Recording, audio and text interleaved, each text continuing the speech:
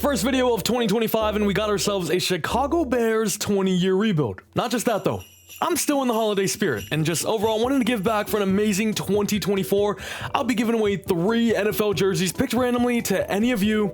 Here's how to enter. First and foremost, subscribe to the channel. We are trying to hit 100,000 this year, and I cannot do that without you. 2, like this video. Hell, if we can hit 10,000 likes, I'll give away 5 jerseys, so run it up. And lastly, make sure to follow me on Instagram, which will be on the screen right now or in the description down below. Once you are finished, comment down below "done" and the jersey of your choice, and that's it. Good luck to all who enter. I'll be announcing the winner on January 18th, or maybe just right away if this video hits a crazy like amount. We'll see.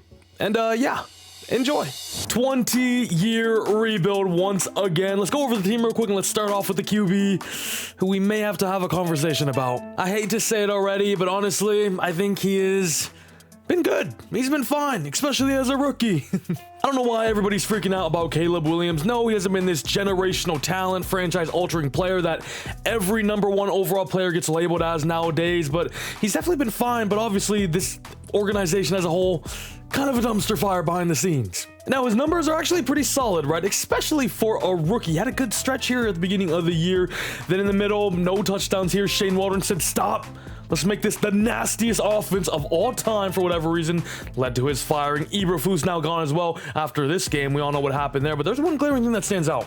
The yards are good. Touchdowns pretty good. No interceptions, by the way, in the past 1 or 2 months. Very impressive. But the one thing that stands out the most, the sacks that he has been taking. 6 here against the Cardinals, 9 against the Patriots, 7 against the Niners. And yes, you can contribute a lot of that to the offensive line, especially in the interior where they are one of the worst in the league. But definitely a big blame has to be Caleb himself, holding the ball for way too long, trying to play hero ball that we know he can do, but obviously it's a different ball game here in the NFL.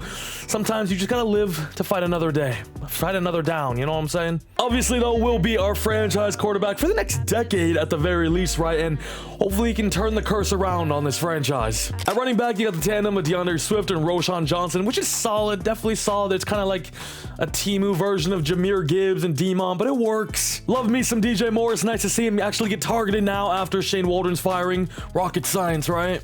Keenan Allen, the big acquisition this offseason, only an 82 now. I mean, does Unk still have it? Maybe just a little bit, you know, but definitely not in our long-term plans here, so he'll probably only be here for the next 2 games. I guess it was nice while it lasted. Not really. But that's mainly because for the future, we got this guy, Ramadinze, one of my favorite prospects in last year's draft. I actually drafted him to the Bears in last year's rebuild that I did of him, but just the sheer combination of size, speed, overall smoothness, hands, route running, he's the full package. He'll be a big part of this 20-year rebuild. Cole Kmet, also really solid. I wish they would use him a little bit more like they did last year, but the big talking point is this offensive line. Darnell Wright, big fan of, set-in-stone right tackle, franchise cornerstone right there. Love him. Tevin Jenkins, also, I think the world of. Really good, but his availability, kind of a concern. Misses a ton of games, misses a ton of snaps. This interior as a whole is pretty woeful, especially these 2 guys, which aren't great. Braxton Jones had a good rookie season based on expectations, where he was drafted, of course, which I believe was round 4, round 5, but definitely a movable piece for us if we want to upgrade, get a better talent, get a better blindside protector for Caleb Williams, because it's not going to be this guy either. He won't get touched behind me, I promise you that. Mark his words, you guys. Okay. Yeah, I don't know about all that, Kieran, because he has definitely been touched. Now, defense. At the end of last season, this side of the ball was picking up some steam and looking like a really, really stingy unit. This season, they were all right as well, but obviously with Eberflus gone now, I mean, they're getting toyed with out here. Montez Sweat, the big trade acquisition last season, was awesome for them after they got him as well, paid him the big money. This season, it's been good, not as great, but needs some more help around him. Because let me tell you, a little Jacob Martin, DeMarcus Walker, Jerome Taylor, guys that are not going to be in our long-term plans. Austin Booker's a fun little prospect they got on day 3 last year. Maybe he develops into something like our Javon Dexter did, right? He's been great for them, up to star dev now, 79 overall. Zach Pickens, on the other hand, has not been good at all, and he was picked in round 3, pick 1, but it was actually pick 64 because Miami is stupid, if you know what I'm saying. But it's safe to say that was probably a whiff because he's not even playing anymore. he's been a healthy scratch. So another big miss on a high draft pick as well. And this D-line as a whole, definitely been missing Andrew Billings, who's been hurt for the majority of this year. Now the cornerback room is pretty fun. Jalen Johnson, one of the best in the league. Where do you guys have him? Top 5? I think he's definitely top 10 nowadays. Quarterbacks rarely test him. And then you got Kyler Gordon, who I think has been very solid for them in the nickel in year 3 now. And then you got this guy, who I think was actually pretty good as a rookie, right? But this season been kind of a bozo, and ever since this moment right here, the Bears haven't won a game since. Kevin Byard, still good, but is now on the wrong side at 30. However, I think this defense has missed Jaquan Brisker the most. He's been out for a few weeks, maybe even months now, after getting put on IR due to a concussion, and they've missed his presence heavily. And then the linebacker room is a fine group. I think Tremaine Edmonds was the big money signing, the big superstar talent they were hoping to bring in. Hasn't really lived up to his contract, I would say. He's all right, a little bit inconsistent. TJ Edwards, on the other hand, has been well worth the money they gave him, which wasn't much at all in the first place, right? But he has been good for them. Guys, I'm in the fantasy championship right now, and I'm watching the Cardinals-Rams game. I'm playing against Trey McBride, which is like suicide. The dude gets like 30 targets a game. I hate it. But now let's talk about the most hyped up prospect the Bears actually drafted in 2024. It's Torrey Taylor, who's got an absolute cannon of a leg, as you can see there. It's just a shame, though. We haven't seen it too much this year, right, Caleb? Oh my God, Trey McBride just dropped a tutty. No. His first touchdown. Oh, but I mean, yeah, as you can see, the overall roster is pretty good, right? On paper, that is. But we got young pieces, good pieces, and an overall exciting core to build around, right? And for 20 full seasons, hopefully we can build a great squad around Caleb Williams and watch him develop into a true franchise quarterback and win many Super Bowls for not just this franchise, but for the fans, especially, who have gone through so much heartbreak, so much mediocrity around them, and hopefully we can change some narratives around. But first and foremost, let me lock down Tevin Jenkins to a long-term deal here. Like I said, their best overall lineman. The injuries are concerning, but it's better to have him than not. As we end up finishing the year just 4-13, as I did implement the real-life records / stats as well, so here they are if you want to check them out. Caleb finishes the season off with a pretty mid stat line, but when you consider the dysfunctional team around him, it's really not bad. No 1,000-yard receiver, sadly, which sucks, especially because DJ Moore wakes up and pisses 1,000-yard seasons, but overall, him and Adunze for the future, still excited for it, as well as Komet. Okay, well, these are certainly not right.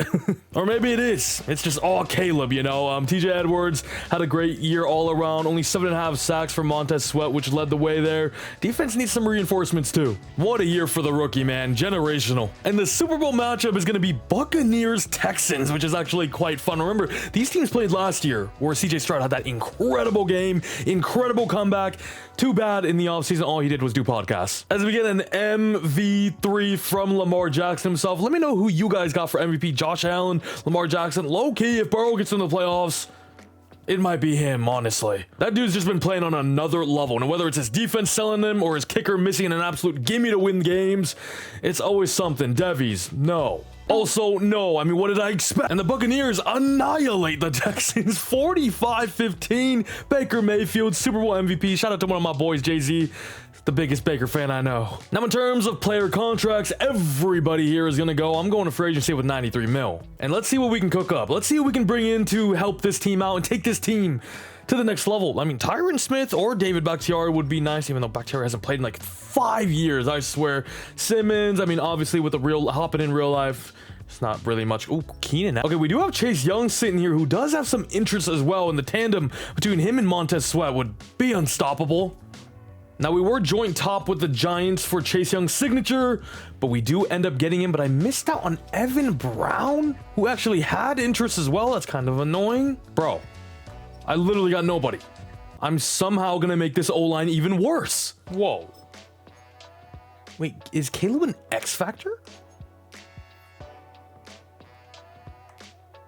But yeah, we ended up getting John Feliciano and Matt Pryor back. So, as we now have ourselves some private workouts, and I am using a realistic draft class. If you guys want this exact one I'm using, I'll put it on the screen right now. The best one I have found around. And I think the guy that we're going to want the most here is going to be Will Campbell, tackle out of LSU, who's probably going to slide into guard for us. I think Kenneth Grant out of Michigan would be a big-time addition to our defensive line. And honestly, there's a lot of great interior defensive linemen in this class. Let's go with my guy, Derek Harmon, for the final third one. Let's go Ducks. As we're looking here at Mock Draft 3, that is because Mock Draft 5 and Mock Draft 4 aren't even here because Madden is pretty stupid. stupid. Cam Moore projected to go 1 to New York. Mason Graham, Shadur Sanders to Terrell McMillan at 4. And then 5 is our pick. But they have us go in Travis Hunter. I don't think we'll be on the board at all at number 5, let alone to the Bears.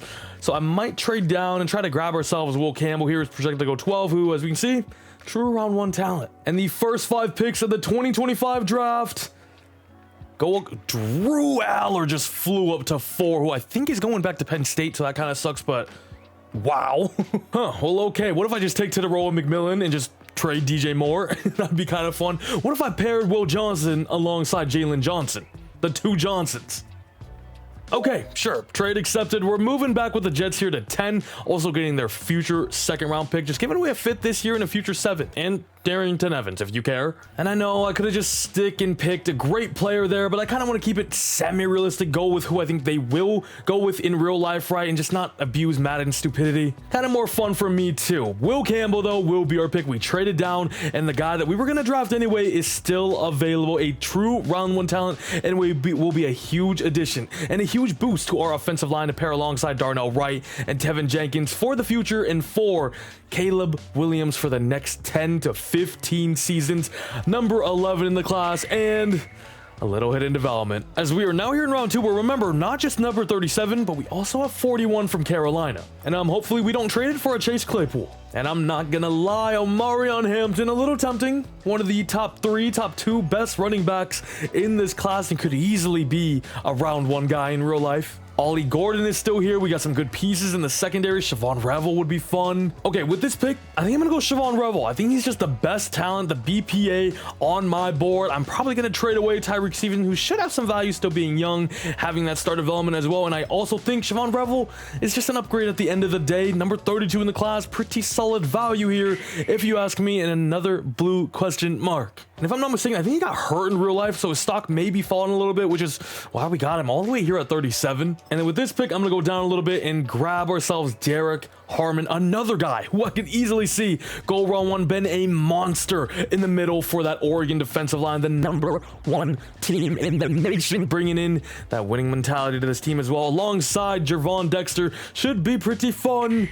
And it's another hidden dev. Okay, we are having a class for the ages here. And by the way, I will know, this is the first time I've ever used this draft class. I don't know any ratings, any dev traits. And we'll keep it that way as well. I won't go check out who everybody drafted because I want to keep it a mystery. And yeah, we're now at the point where I don't really know any of these players, if I'm being honest with you. If you guys are big college football fans, let me know who you guys think could be the biggest steal taken, on day 2 or day 3. But in round 3, I'm going to go Jaquan Rush here, safety out of Kansas State to, I'm hoping, be the replacement after Kevin Byard leaves us, which is probably after next season. So hopefully he can step up, fill that void for the future. Actually, good value here. Is this draft class a little too Mickey Mousey? Looking a little like it, but maybe I'm just good at scouting. But overall, I think we had a banging draft, if you ask me. 80 overall for Will Campbell. Wow, 76 for Ravel, 72 for Harmon, 7. Okay, this guy actually might be a beast. I'm not gonna lie, we got Raheem Sanders later on as well. The CPU cooked up. But yeah, as I mentioned, I'm not gonna check out anybody else because I wanna keep it a mystery for future rebuilds because this class looks pretty good. And hopefully in this season we get a big lead from Caleb Williams, Roma Dunze. Old line is looking pretty nice now with Will Campbell slid in at right guard. However, this team overall, we're still probably not ready to contend just yet, but just show me some flashes. Let's finish with a few more wins. Let's see at least some improvement, and let's make Ravel the 3. Let's go ahead and trade this guy away. And he's going to Tampa for a 3 and a future 4. And then for our season goal, I'm going to keep it a little bit modest because I didn't even mention earlier the absolute bloodbath that the NFC North is going to be for the next 10 years. So I'm probably going to go 7 wins if we make the playoffs, cool, but I don't think our team is ready yet. And okay, this draft class is looking good. I see big time pass rushers and big time offensive linemen. And okay, at mid-season, we're 1-6. Hey, we knew it'd be another rebuilding year. All right, Will Campbell's only a star. Dang. Was kind of hoping for superstar there. Harmon also a star, and Revel. Damn, Will Campbell, arguably the best offensive lineman in the class, hopefully, or hoping that he was gonna be superstar at the least, as our 3-star scout is going on OLB. Ooh, tackle's actually one of the biggest strengths too. This class is great for the trenches. As we do have some big names here: Jaquan Brisker, Kyler Gordon, TJ Edwards, Braxton Jones. Byard, I am gonna look to trade away, and honestly, I might shop DJ Moore around as well. He's 28 years old now, still has some good value, I'd imagine, and let's be honest, he deserves to play on a winning team. Sadly, the chemistry with him and Caleb just hasn't worked out. And it's gonna be a big one, as Kevin Byard, DJ Moore, and a 6th round pick is heading to LA in exchange for Quentin Johnston. There's still something there. There's still upside. Him and Rome on either side is pretty fun, right? Hopefully he can catch some balls though. But the main selling point was, of course, the 1st round pick this season, and then a 3rd and 4th in 2027. Look, we're 1-6 right now. This division is not going to get any easier. The more draft capital I have, the better it is for the long-term goal. What is going to be tough though for the time being is re-signing some players, as Jaquan Brisker is going to decline. Kyler Gordon, same story. Dude, TJ Edwards, 29 years old now, might try and trade him too. It is a trade target, it says, as I also do not want to be paying him all this money, as that probably will be in our best interest. I'm gonna gut the team a little bit here, but it's for the best, and I'm gonna get 2 2s here from the other team in LA in the Rams. I think that's kind of a steal. We are loaded with draft picks now. Wait, this one was from trading down last year, right? The Jets are terrible. Well, yeah, who even is their QB now? I am so happy and grateful that the Lord has blessed me to play in some snow. But as we're the Bears, it's good to see Aaron Rodgers gone. Bringing back Braxton Jones on 5 years, a pretty cheap contract. Would any of you Bears fans want Gerald Everett back? Woo! And by the way, I do know how to fix it. It's just annoying because I'm gonna have to do it a lot. Here for some private workouts now. We should have a high pick, so I'm looking for a blue chip guy. Deacon Stevenson, the DT from Georgia, is gonna be my first one. I'm gonna do Steven Winter, the first receiver on the big board here, who is a slot archetype and he's 6'5" out of Auburn. Really interesting. And then we'll throw one on Bryson Yarborough here. We need a middle linebacker now with TJ Edwards gone. However, some good news for once. Jaquan Brisker's back for 3 years, and Kyler Gordon for 4. And we go 4-13 for the 2nd consecutive season. I didn't even do anything. All I did was step back. But the good news is we did end up last in the NFC. The good news, you know what I mean, man. As these could be ugly, man. Caleb had pretty similar numbers to last season, right? But more interceptions. Obviously, we did trade away DJ Moore midseason, which doesn't help. But I promise you, it's gonna get better. As Rome was our leading receiver this year, which is fun. 900 yards for him. 9 touchdowns though, which is big time. Tyler Scott was our 2. QJ Komet there. Gotta get him more involved. Ooh, Braxton Jones gave up 16 sacks this year. Well, Campbell, the rookie, only gave up 3. Maybe we try him out at blindside, because that is not great from Mr. Braxton Jones. 97 tackles for Tremaine Edmonds. 18 TFLs for Chase Young. 15 for Montez Sweat. Big TFL numbers, but very small sack numbers here. Only 5 for Montez Sweat, which led the way, which ain't great. And you know things are bad when I'm still behind Matt Eberflus on the legacy leaderboard. I promise you though, I promise you this will be the lowest of lows that we go through this entire 20 years. Bengals-Eagles Super Bowl though, that's a really fun matchup. And if I'm not mistaken, we traded with the Chargers, the Rams, and the Jets. But I don't see those logos here. You love to see it. We're pick 3 though. Dang, 14 for LA there, but we have so much capital in the later rounds. Boring. No, look at how stupid this is. The Falcons went Milrow. This game is so stupid, man. I need 1 offensive rookie of the year. Shamar Stewart takes it on the defensive side of the ball. Travis Hunter, number 2 on New Orleans. I'm checking these awards out like we're gonna have something here. No, not happening. Any Devies either? I'm checking these out like we're gonna have something, huh? Nothing on the O. Ooh. Chase Young, superstar. The big one is Jaquan Brisker to superstar. And remember, we locked him down to a long-term deal. Also, the CPU drafted me this dude. He ended up being hidden. He might be something. As Philly gets themselves one, 31-24. Who else but Saquon for Super Bowl MVP? 5th years for Darnell Wright and QJ will both be accepted. Actually, QJ is a little crazy. I'm gonna stall on QJ, however. If he's good for us next year, I'll give him a new deal. I don't really know who this is, but he's kind of nice. Like, good, like, little depth feast for us. But other than that, nothing else in this offseason right here. May just be the most important offseason of this entire 20-year rebuild. This is where things start. This is where we got to go a little bit crazy. Mark Andrews. Look, everybody has interest too. Kirby Joseph. I don't know why I said it like that. Travis Kelce. Do not want. Leo Chanel would be big time. Only 25. Nick Bonito would be big time. Only 26. Has green interest. Okay. This is where things start. And first off, I'd love to bring in Kirby Joseph. I feel like he fits the Bears' identity and culture as a whole. It is a lot of money, and I know he plays on the Bears, but he's all about his bag. Leo Chenal is listed at outside linebacker, and they think he's a pass rusher. No. Honestly, pretty annoying, because Leo Chenal would be great. He would be great. Nick Benito is a pass rusher. Yes, please. So some heavy hitters here that we're looking to bring in. I actually upped Kirby Joseph's deal a little bit more because we weren't even in the top 5 there. It's kind of crazy money. I'm not gonna lie. Am I gonna regret that in the future? Possibly. Possibly, but he is one of the best safeties in the league, and he's now here in Chicago, as well as Nick Benito, John Mechie, to add some depth to our receiver room as well. Big time additions. But now let's check out this draft a little bit more. We have a round 1 Faulkner here, right outside linebacker. Who did we... Okay, Paul Bryant. We even got a Jose Cash later on. We got some good RBs. It might be bye-bye to DeAndre Swift. By the way, my 2-star scout was on running back, so that's why they are scouted. Winters 1 to 2. Deacon also round 1 to 2. And I think I did a linebacker, right? Round 1. Okay. This could be a big one. This definitely could be a big one. We do need a center. I'm going to do Sam Phillips here. Feel like our biggest need is definitely receiver. I'm going to go with Thad Michaels here out of Georgia. And you know what? Let's do another receiver here. Kendrick Burgess out of Boise State. This may just be the most important draft of my life. They have us taking Faulkner there at 3, which we probably will not be doing. Dexter Blatchford. There are some crazy names in this class. Randy McNally. So we're pick 3, and then I think that's the only first rounder we have, right? Hey, at this moment in time, over 75% of the people that watch are not subscribed to the channel, so make sure that's not you. Scroll down, check for me, please, and make sure you're subscribed, especially if you enjoy Madden content just like this one. We are on the road to 100K now. Can't do it without you. Subscribe. Our guy Yarborough is projected to go 26 to Houston. Actually, I will probably go Faulkner here. Winter's projected to go 5. No way. But let's see the other receivers that we did. Round 1 to 2 for Thad Michaels, and the other guy, round 2. That's pretty good value. The center also really good. Actually, I could take a little Kevin Samuel a little later down the board, huh? He's around 1. Wait, we have 14 as well. What was that even from? It was from the DJ Moore trade, huh? They have us taking Kevin Samuel there.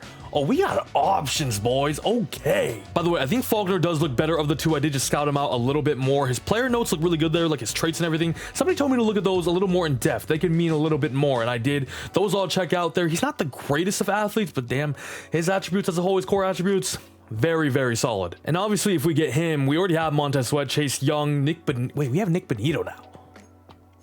I forgot we signed Nick Benito. Wait, what do I even do? I totally forgot I signed him. I might take freaking my guy Bryson here. Yarbo. Wait, why is our roster kind of nice? We have all these draft picks too? Maybe I do though. We don't have many holes, honestly, which is crazy to say, as we're the Bears. Trade down, maybe? I'm kind of a trade down merchant, I'm not gonna lie. I just always love having more picks. It's just so much fun. Yeah, we low-key do not need a pass rusher now that we have Nick Benito and Montez Sweat already here, and Chase Young is still here as well. Steven Winter, does he look anything special? Thing is, we don't really need size either. Rome is a big receiver. QJ is a big receiver. We need kind of speed and a deep home run threat. I actually don't know what to do. I might trade down, bro. Like, we do have a ton of players on our favorites board, and I want all of them. Hey, maybe I just take BPA, though. Maybe I just take BPA, and you know, if he pans out, we can trade Montez Sweat and get a package out of that as well. So you know what? I'm going to go ahead, stick and pick here. Carlos Faulkner is going to be our guy out of Florida State. We've seen Braden Fisk and Jared Verse in the past few seasons be a home run hit in the draft. I should have traded down. I feel like I trade down too much. This is why. Oh my God, I just wasted it. I wasted the number 3 overall pick, bro. I'm not having fun.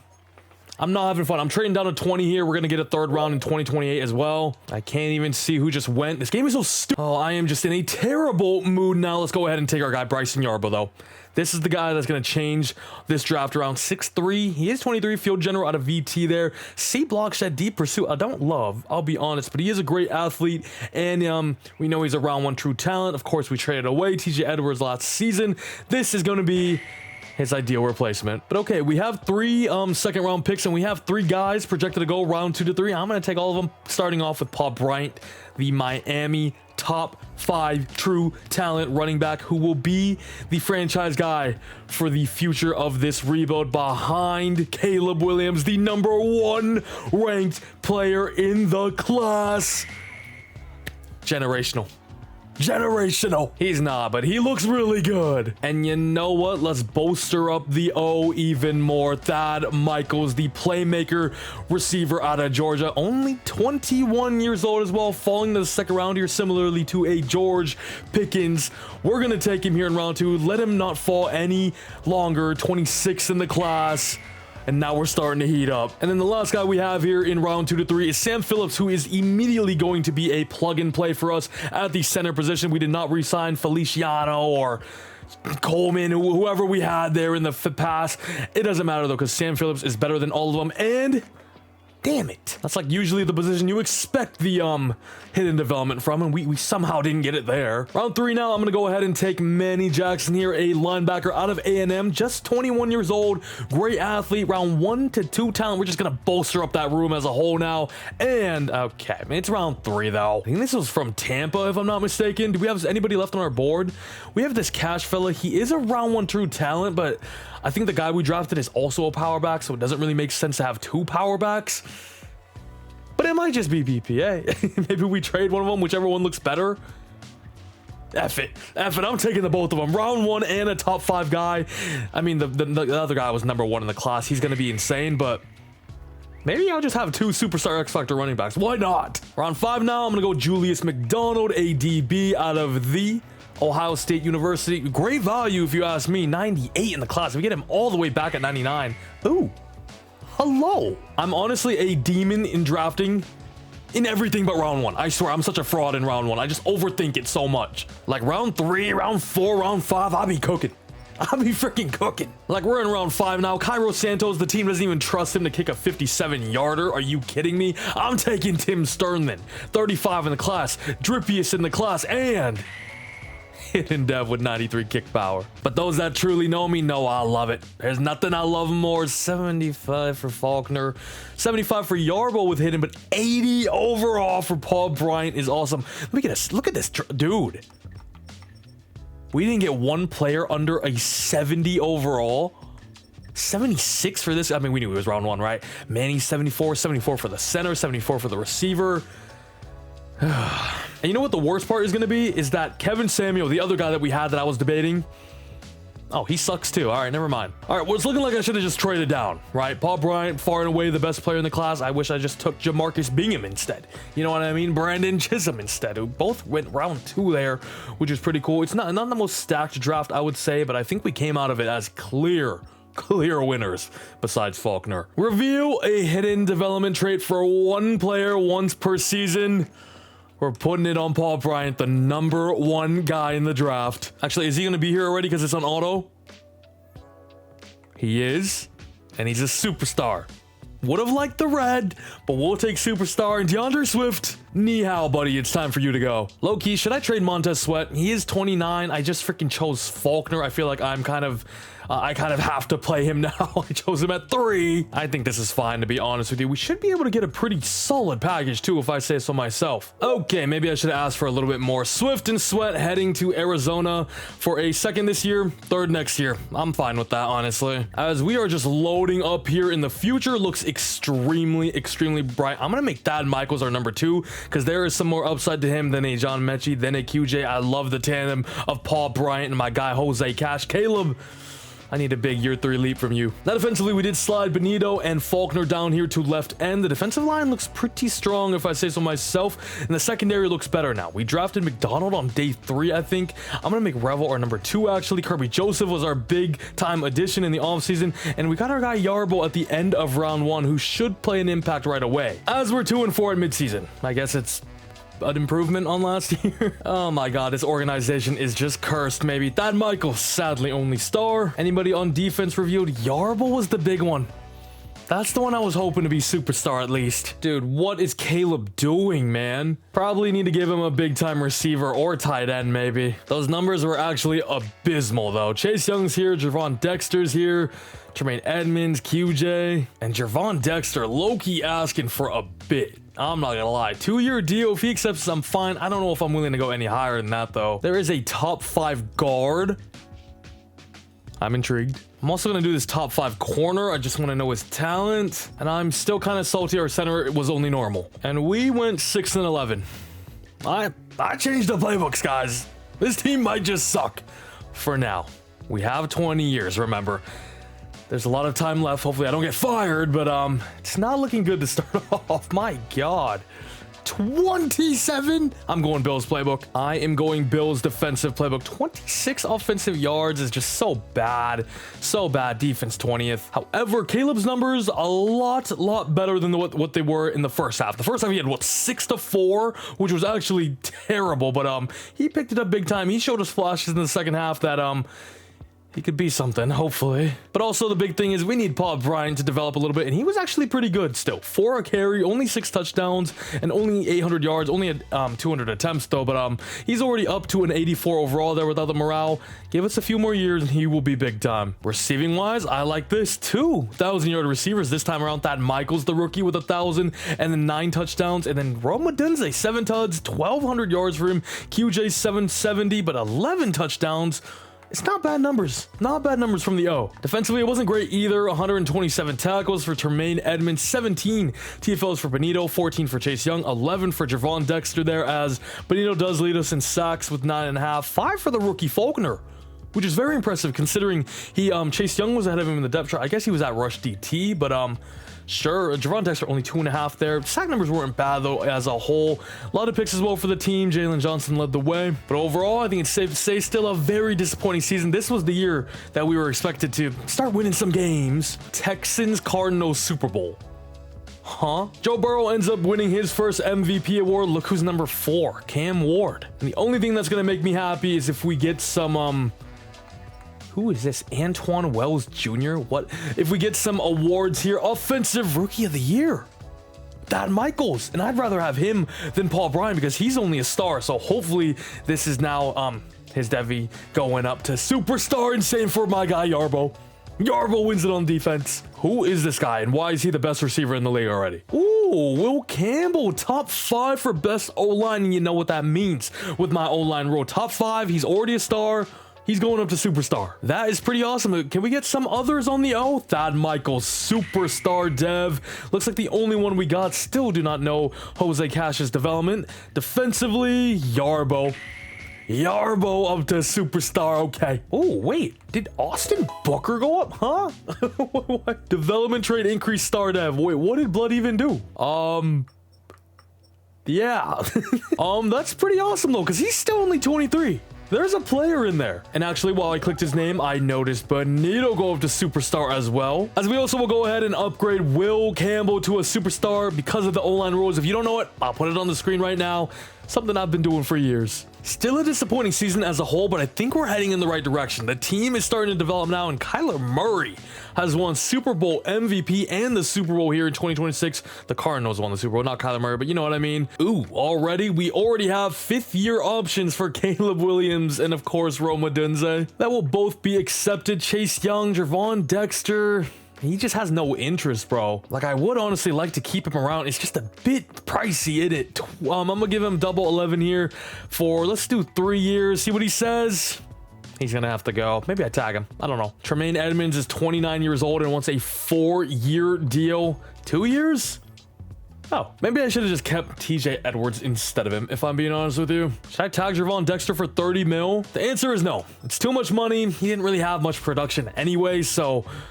Hello, Fred Warner, Tyler Smith. We don't really need him, but damn, that'd be nice. Brian Branch would be awesome. We could just steal the Lions safety group. Frank Ragnow, another line there. Brian O'Neill, a Viking. That would be great. Elton Jenkins. A lot of good players that play in our division are sitting here, which is a good thing for us. Oh wait, I totally forgot about QJ, but it doesn't really matter. All 3 of the guys that we had, Isaiah Simmons, Harrison Phillips, Jacoby, you do not care. We did, however, get Khalil Mack back. And okay, what is going on here? Travis Richards, top 5. Jamal Powell, the DT, top 5. We got a round 1 guard here from Chris Spencer. And maybe one of the biggest busts of all time. Whoa is right. Okay, I'm gonna put our first one on Preston Lavelle, MLB at a cow. Not gonna lie though, we need a receiver. This receiver class kind of stinks. I'm gonna just throw it on these 2 guys and honestly pray. We could always trade for one though. Oh my god, this guy's projected to go number 1. Richards projected to go 3 there. Who is this guy? Oh my god, this is the worst draft ever. Round 3 to 4 guys all over the place. But where is the DT? falling all the way to 14.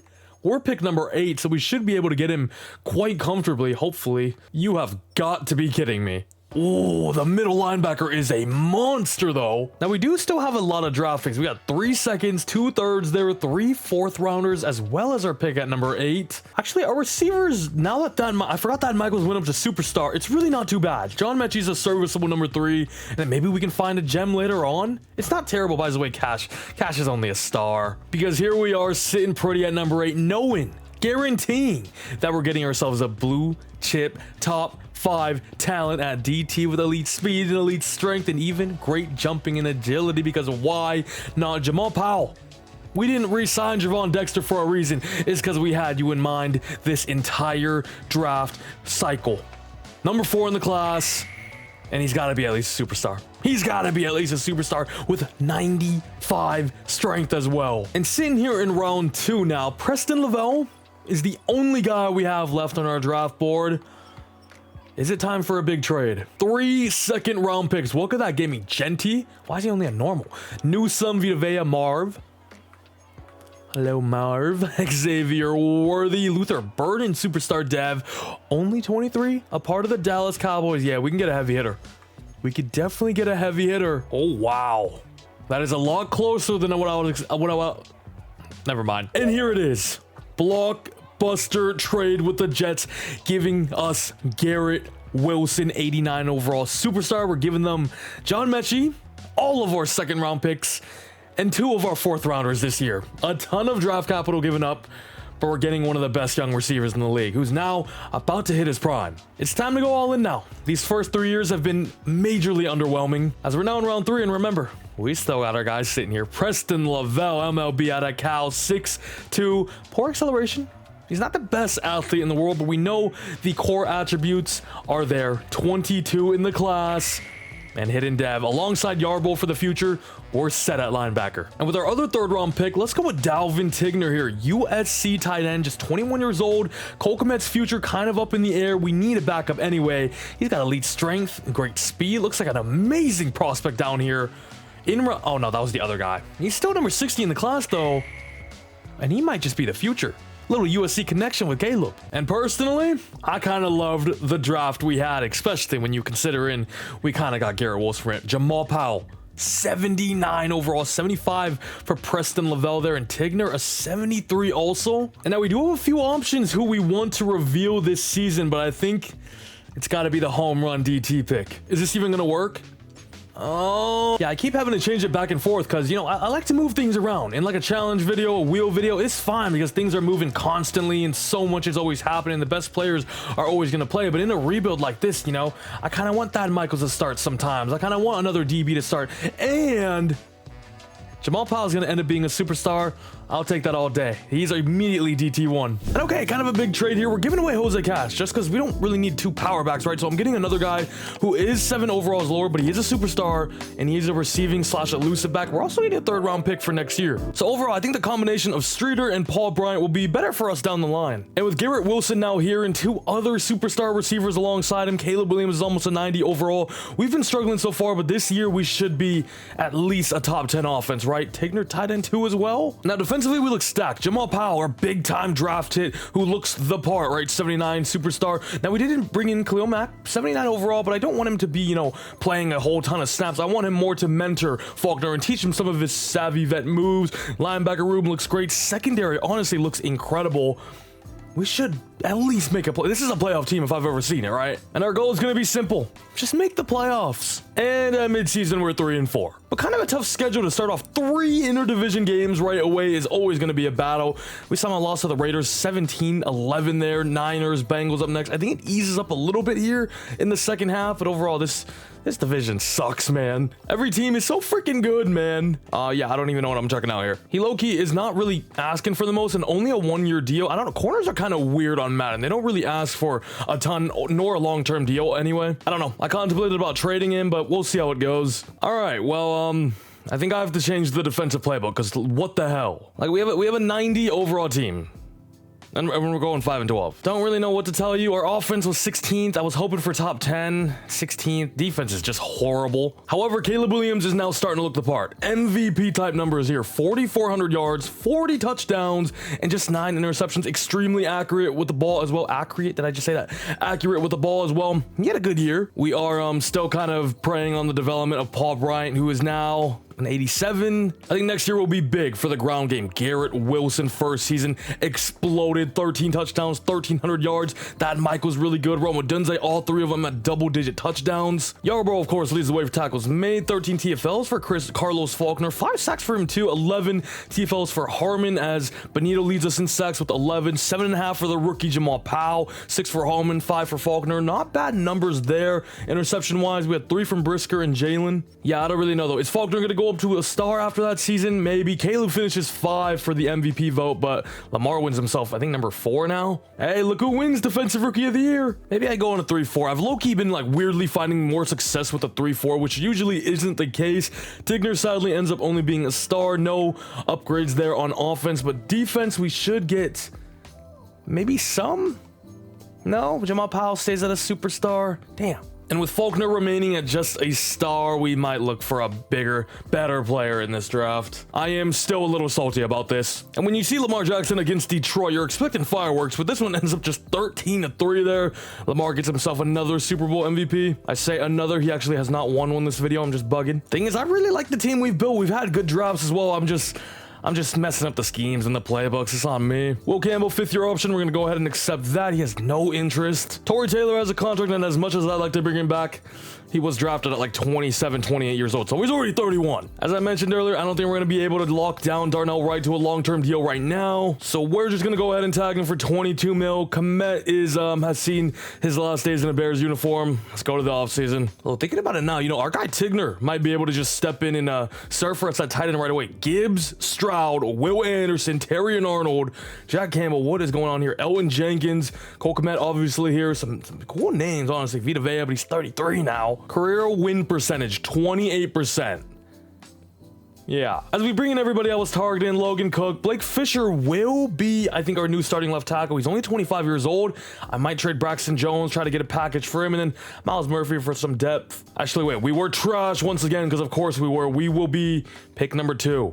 We also have a 3rd from Arizona and Miami. We'll probably not make a big move, but we got to hit in this draft for sure, which I've been saying for the last 5 years. And okay, I'll actually take that all day long. Braxton Jones heading to Carolina, as well as a 4th round pick. We're getting a future 2nd and then another 2nd 2 years down the line. Okay, I kind of messed up my scouting here. Our 3-star scout was a cornerback scout, but I focused it on defensive end because his class looks really good, and now I don't know what anybody is. So now I'm going to have to waste a private workout to scout this guy who we could have already had fully scouted. Ooh, the right guard's really good though. And the cornerback even better, round 1. I believe Tremaine Edmonds only has 1 year left, so let's do Maurice straight here. Wait, the number 1 dude may be generational. A awareness, A play rec, power moves, finesse move, B block shed.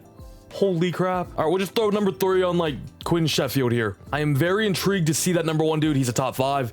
He's a top 5 to Carolina as well, who we just traded with. I might have to trade up, because he looks otherworldly. Oh my God. I gotta trade up, bro. I'm telling you right now, I'm not gonna go Eric Craig. And remember, we do have a ton of draft capital as well as the Panthers' own 2nd round picks. What if I just trade them back? Ooh, Maurice straight true round 1 talent. Wait, we have some really, really good players we've scouted in this class. Oh my God. I want them all. Is there a world we come out of this draft with all 4 of these guys? Hey, I'm gonna try my best to make it happen. Carolina, we've done a lot of business before. What would you like for pick 1.1? Goodness me, our pick and Kirby Joseph. Goodness. And I know, it's pick number 1, and there looks like another Myles Garrett on the board. Have I done any of the trading things? I have not. All right, these have now all been bought. Come on, Carolina. Remember way back in the day when we let you guys jump up into the number 1 spot? How about you repay us a little bit? Okay, actually remove the pick. I might add Tevin Jenkins. He's 30 years old now, trade target veteran. We're gonna draft that dude later on as well. Really? Okay, what if I give you 87 as well then? Okay, we're getting there. A future 3rd round pick next year? Oh my. And a 4th round pick in 2030? It's actually ridiculous. We're gonna have to fill out every single slot here. but it's going to be worth it because we are getting ourselves the next Micah Parsons. 6'2", speed rusher there out of Georgia, just 22 years old, physically incredible. Elite change of direction, jumping, agility, speed, 4.55 40, 7.033 cone drill, 4.39 20-yard shuttle. I'm saying too many numbers and words too fast. His ratings look incredible. This might just be a generational pass rusher. Brandon Beckham, #1 in the class, uses power and technique to shed blocks, arsenal of quick moves, generates consistent pocket push with his bull rush. So he's got power moves, he's got finesse moves, and he's a superstar X Factor. He's gotta be.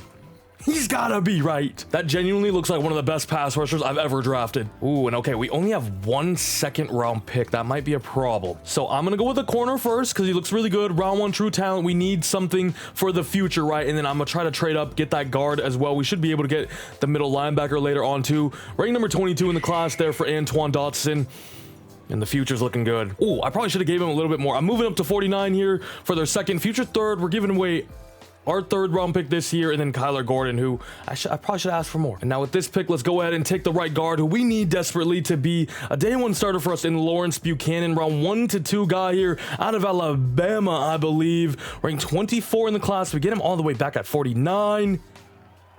Damn, why have my offensive line picks been kind of trash this video? You know what I mean? Murray Straits, though. Round 1 true talent, B grades there. 22-year-old field general out of the Ohio State University. We only got 1 more year left of Tremaine Edmonds, and we have Yarbo, and we have Lavelle, who we drafted as well. The linebacker room is looking okay, really. Not the best ending to that draft, if I say so myself, but Brandon Beckham, it's gotta be him. 82 overall pass rusher. Right end is insane. Insane. 87 finesse moves. Power moves 78, 88 speed, 89 agility, 83 tackling already as well. Yeah, he looks the absolute part. And now alongside Nick Benito, Jamal Powell at defensive tackle. Come on, bro. This defense was so piss poor last year. It's got to be better now. 74 for Antoine Dotson, Lawrence Buchanan. 75 for Maurice Straight. But come on now, you know who we got to review here. Brandon Beckham. Let us see red. Moment of truth. He might already be there because we're on auto. But let's just go ahead and generate the best lineup right now. 3, 2, 1. He's gotta be. He's gotta be. Faulkner, your time is up, buddy. Your time is up. Brandon Beckham. Season starts now. This defense, bro. Look at this defense. Who is this? Who is this? CPU, shout out to you for Tyler Alexander. Oh my god, now I'm excited. These are the players that dream about getting in 20-year rebuilds. All right, I'm rocking with Buffalo defense now. We saw what Greg Rousseau was doing the other year. We're hoping Brandon Beckham can replicate the same. Cincy playbook, which I've been rocking with for the past few seasons, it's been working. We just need Paul Bryant to go up a little bit more. As this team is just looking awesome now. We've kept the mediocrity going. Sadly, I haven't gotten like any wins, but this team looks the part. Now, this is the best we've ever looked. The offensive line maybe downgraded a tiny bit, but the offensive firepower as a whole should keep us afloat. But remember, it was really the defense last season that let us down, and this side looks amazing now. This front 7 looks awesome, filled with drafted players and Nick Benito. I moved Yarbo inside straight to the outside because I kind of want them to play over Tremaine. Oh, I never thought I'd see the day that we're over 500 at the midseason point. 5-2, still behind Green Bay though. And our focus out this season gonna go on offensive tackle. Big strength with this class. We don't really know the future of Darnell Wright. Blake Fisher is still going, and it's time to start paying Rome and Caleb. Oh no. We do have a ton of money though. Hold up. Like, we should be fine. We don't have a mentor at the position. I've been signing a mentor every year too. That's annoying, but I didn't do it this year for whatever reason. We're gonna bump this up to 30, call it a day there. 55 mil is pretty standard nowadays. Rome is gonna be a tough one. I would love to keep him around. I really would. I would like this video with him and Caleb forever, right? But damn, we traded for Garrett Wilson. Thad Michaels looks like a beast as well and is on his rookie deal still. Do we have it in us to afford another receiver? And by that, I mean pay him this amount. I don't know. Siobhan Ravel, I'm not gonna lie, been a beast. 87 overall, still just 24 years old. For the next 5 years, I'd be more. Okay. Darnell Wright, please stay around. I need you. Low-key, I might sign our guy Jaquan Rushback. Really cheap deal here. He might be our new starting strong safety next season because we're gonna let go of Brisker. 29 now, no interest either. Wow, are you kidding me? We just finished one. Oh my god, Jamal Powell with 25 sacks at DT. What? 25 sacks is outrageous at defensive tackle. I just want to see if we beat the freaking Packers. We beat them. We beat him. We swept them. Oh, yeah. The tides are changing. 4-game win streak to end the year. We also swept the Lions. Vikings. We swept the Vikings, too. Oh, yeah. What is this? Yo, okay, our offense was still 15th. It's a little underwhelming, I'm not gonna lie, for the firepower we have, but the defense, okay, Buffalo playbook is it for defense then, 4-3. I was using Dallas and KC, and they were so trash. Caleb Williams' numbers a little lower, but we'll take a 13-4 record, number 1 seed every day of the week, and I think the Paul Bryant explosion will be next season. He was still good, though, this year, 13 tuds, over 4 carry. Garrett Wilson and Romandins, they do their thing, over 1,050 yards for them, almost 20 combined touchdowns. That Michaels as the number 3, solid, as well as Tickner, who was putting up pretty much the same numbers as Komet was, right? An offensive line, yo, I was checking these every year. Braxton Jones, low-key, was giving up like 18 sacks a year. So Blake Fisher, very good replacement, even upgrade. Darnell Wright, 4 sacks giving up our right tackle was super impressive. He might deserve some money. Defensively, though, is what I want to check out. Jamal Powell, he was second leading in tackles at 78. 104 for Yarble leads the way. But oh my goodness, 15 TFLs for Benito, 12 for Harmon, 11 for Powell and Beckham. But the sack numbers, out of this world. 25.5 breaks the record, actually. I think Greg Rousseau broke it the other year, technically, right? 25.5 sacks, though, at rush defensive tackle for Jamal Powell. 16 for Benito, 8.5 for the rookie Brandon Beckham, 6 for Derek Harmon. This defensive line is going to go down as the best ever. And come on, I know it's taken a while for us to get here, but we are starting to boom now. Packers, round 1. This is a game we gotta hop in for. This is more than just a playoff game. This has more at the line. One of the best rivalries in NFL history has a new chapter to it. Quiet first quarter from both teams when we get the first touchdown of the game. Drive down again. Don't get points there.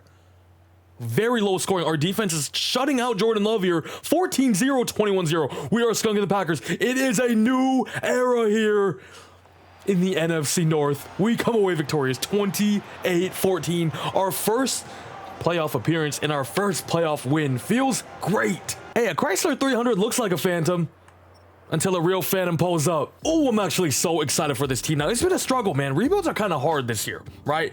Especially with me trying to keep the realism factor in it as well. I know I could just build the best team ever, trade for all the best players. That's a little boring to me. It always has been, especially for these type of rebuilds, right? I would love to do maybe a separate video like that, but you know, for these ones, I like the struggle. I like the struggle because moments like these make it even better. When you hit on your draft picks, you develop your players, and you punch your ticket.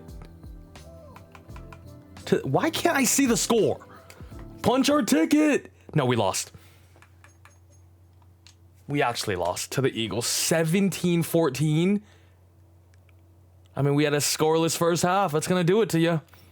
It's going to do it to you. But you know what? I'm proud of the development. I'm proud of this team and where we have gotten to. Paul Bryant next year is going to explode as well. Mark my words. We will be back. We will be back. Lamar wins another one. I'm getting real sick of him. Caleb, not even top 10. But guess who wins Coach of the Year for the first time? And we should have a ton of awards this year as well. Puka wins Offensive Player of the Year.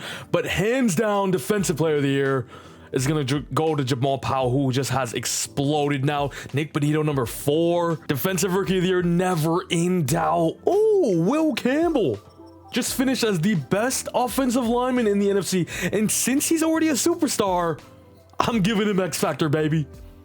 Actually, does he go up on his own for finishing number 1? He might. Jamie and Shergoat. Big Devies here, surely. Maybe not for the offense because everybody's already stacked. We will upgrade Will Campbell for finishing number 1. Defense, though. Jamal Powell. Oh, my God. Hey, y'all remember when Austin Booker went up to star development for putting up 0 TFLs, 0 sacks? Should I just make him a freaking X Factor? You know what I mean? Like, I might. What the hell? This dude just had arguably the best ever season for a defensive tackle. But look at this. Nick Benito went up to X Factor as well as Jalen Johnson. Both were great for us, but... Huh? You know what? I'm sorry, Benito. I'm going to make him back to a superstar, and I'm upgrading Jamal Powell. Because, come on. And I know Benito deserved it too, but I don't want to just make him an X Factor without any repercussions, kind of. It's actually so criminal, though, they didn't upgrade him. But now he's an X Factor. That may be the most deserving X Factor of all time. As Kansas City wins themselves another Super Bowl, beating the Eagles by 3. again. Here's the big question though. This may have been our best opportunity because we have some big players that we got to get back. Jalen Johnson, I'm going to give him a ton of money just because it's a 1-year deal. We definitely want to run him back with him. Siobhan Revel, I see as our future guy at cornerback to replace Jalen Johnson once he gets old. 5-year deal here. Bro, what does this dude want? I'm going to get Unlocker here, unlock one player in re-signing who is not interested, so we get one more chance in Siobhan Revel, because, like I said, I want him to be our future guy. And I'm not really too sure why he's not accepting this deal. I'm going to make 6.3. That's final. He's back for 5. Ooh, Yarbo is here. Oh, it's a 5th year. Absolutely. Maybe we can try a 1-year deal, although that is a little selfish. But if he accepts, he accepts. And he does. Carlos Faulkner, 5th year options. Go kick rocks. Okay, Darnell Wright, kind of the big one, though. We definitely need to bring him back. I'm going to give him a lot of money here. 86, 28 years old. He's got 0 interest. I'm 3-star scouting, offensive tackle. Maybe we let him walk. Maybe we let him walk. I don't think he's worth all that money. Because, like, this is his peak as well, you know? He's not going to get much better. Yeah, I don't think we can pay Rome this much. I'm going to just be honest with you. Maybe I trade Garrett Wilson? Because, like, I really want to keep Rome. I can't do it yet. Oh, no. I think we're going to do that. I think I'm going to flip Garrett Wilson, to be honest with you. I just want to keep Rome for this video because he's an actual bear. Came in a league with Caleb as well. I want to see them both succeed together here. Free agency now. We got 57 Mimo. Hertz is here. Dimitri Fowler. Who is this beast? Joe Alt. Oh. We let go of Darnell Wright. What if I just get Joe Alt, who also has maximum interest? 4-year deal. I'll even bump it up a little bit. With maximum interest, this should be almost a guarantee. Oh my God. Wait, who is this? Ben Hardy. He's only 25. He has full interest too. What if I just sign the both of them? And just have 2 franchise tackles? No. That's too much money. Actually, speaking of that, what is Garrett Wilson? He only has 1 year left. I say we just keep him for one last year, right? We were close to making the Super Bowl this year. We keep him. We re-signed Thad Michaels to a long-term deal and just ride it out, yeah? All right, I'm pretty happy with just trying to bring in Joe Alt as the big money acquisition here. We should be able to get him pretty comfortably as we get a Conquo and Cooper Rush as well. Huge upgrade at right tackle. Ton of left tackles scouted here. Nobody really too exciting though. Ooh, look at Roosevelt Burrow. What a name. Let's throw one in this center. Why not? There are some good right tackles though. Zach Kirkpatrick, Marquise Glover here, a round 1 in Sergio Holiday out of Stanford, and even a little gem in Ezekiel Newman. The safety we did is also a round 1 true guy. Let's do a defensive tackle since Harmon's only on a 1-year deal. And then last one on Clyde Lewis out of Notre Dame. And now obviously we are all the way down here at pick 30 this year. It's been a long time since I've seen us be this low. They have us taking the safety there, round 1 true guy. But where Sergio Holiday is projected to go 25. We got to jump the Packers there. Although to be honest, we don't have to go with the tackle, right? We still have Blake Fisher and obviously Joe Alt now. Huh. How is our draft capital looking though? We have 30, 40, 62, and 74. We also still have a future second from Carolina. Let's see how the board falls a little bit. I might try to jump Green Bay and get that tackle, but I'm not going to give up too much. So let's try it out. And we're going to go ahead and do that. Don't really give up too much. Just some day 3 picks and then a 5th string corner. I just think for the future though, getting ourselves a franchise tackle now is going to pay dividends because it's really hard to find a round 1 guy. Poor strength. Out of everything, poor strength. I don't love that. I'm gonna be honest with you. I'm just gonna trust in the scouting though. Round 1 guy. He doesn't have to play this year. He's still gonna sit behind Blake Fisher, number 16 in the class. Please be at least hidden dev. Okay, we're fine with that then. And the safety is gone now at pick 8, round 2. Damn, we could have got this guy and the safety though, and didn't have to trade up. With this pick then, I'm gonna go with the safety Clyde Lewis that we also scouted. He's only round 2 to 3, but is gonna be a backup for us anyway. And if he's gonna be a good development trait, maybe he turns into something in the future. 51 in the class. And hidden dev, 6'2" as well. And then with our pick at number 30, let's go with this defensive tackle, and then I'm gonna get the guard in the next round, where we do have another high pick, courtesy of Indianapolis, I believe. 66 there for Devontae Tucker. Only normal though. Jerron Farley has caught my eye here at pick 10, round 3.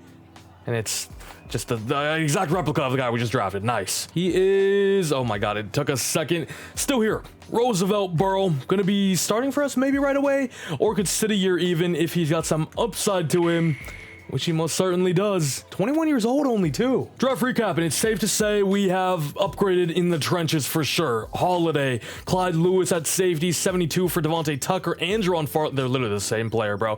But a 74 for Burrow all the way down there in almost round 4. Class as a whole though, 180 overall right guard in round 3. Tom Boren.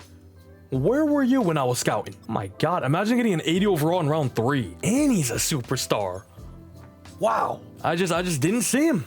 I didn't see him. I wish I did. Go ahead and reveal somebody now. We have Sergio Holiday, Roosevelt Burrow, the guard, Clyde Lewis, the safety. I think we do Holiday. If he is more than a star, then I'm probably going to start him right away, right? All right, let's go ahead, generate best lineup. We are at 90 overall now, 92 offense, 88 defense, things you love to see.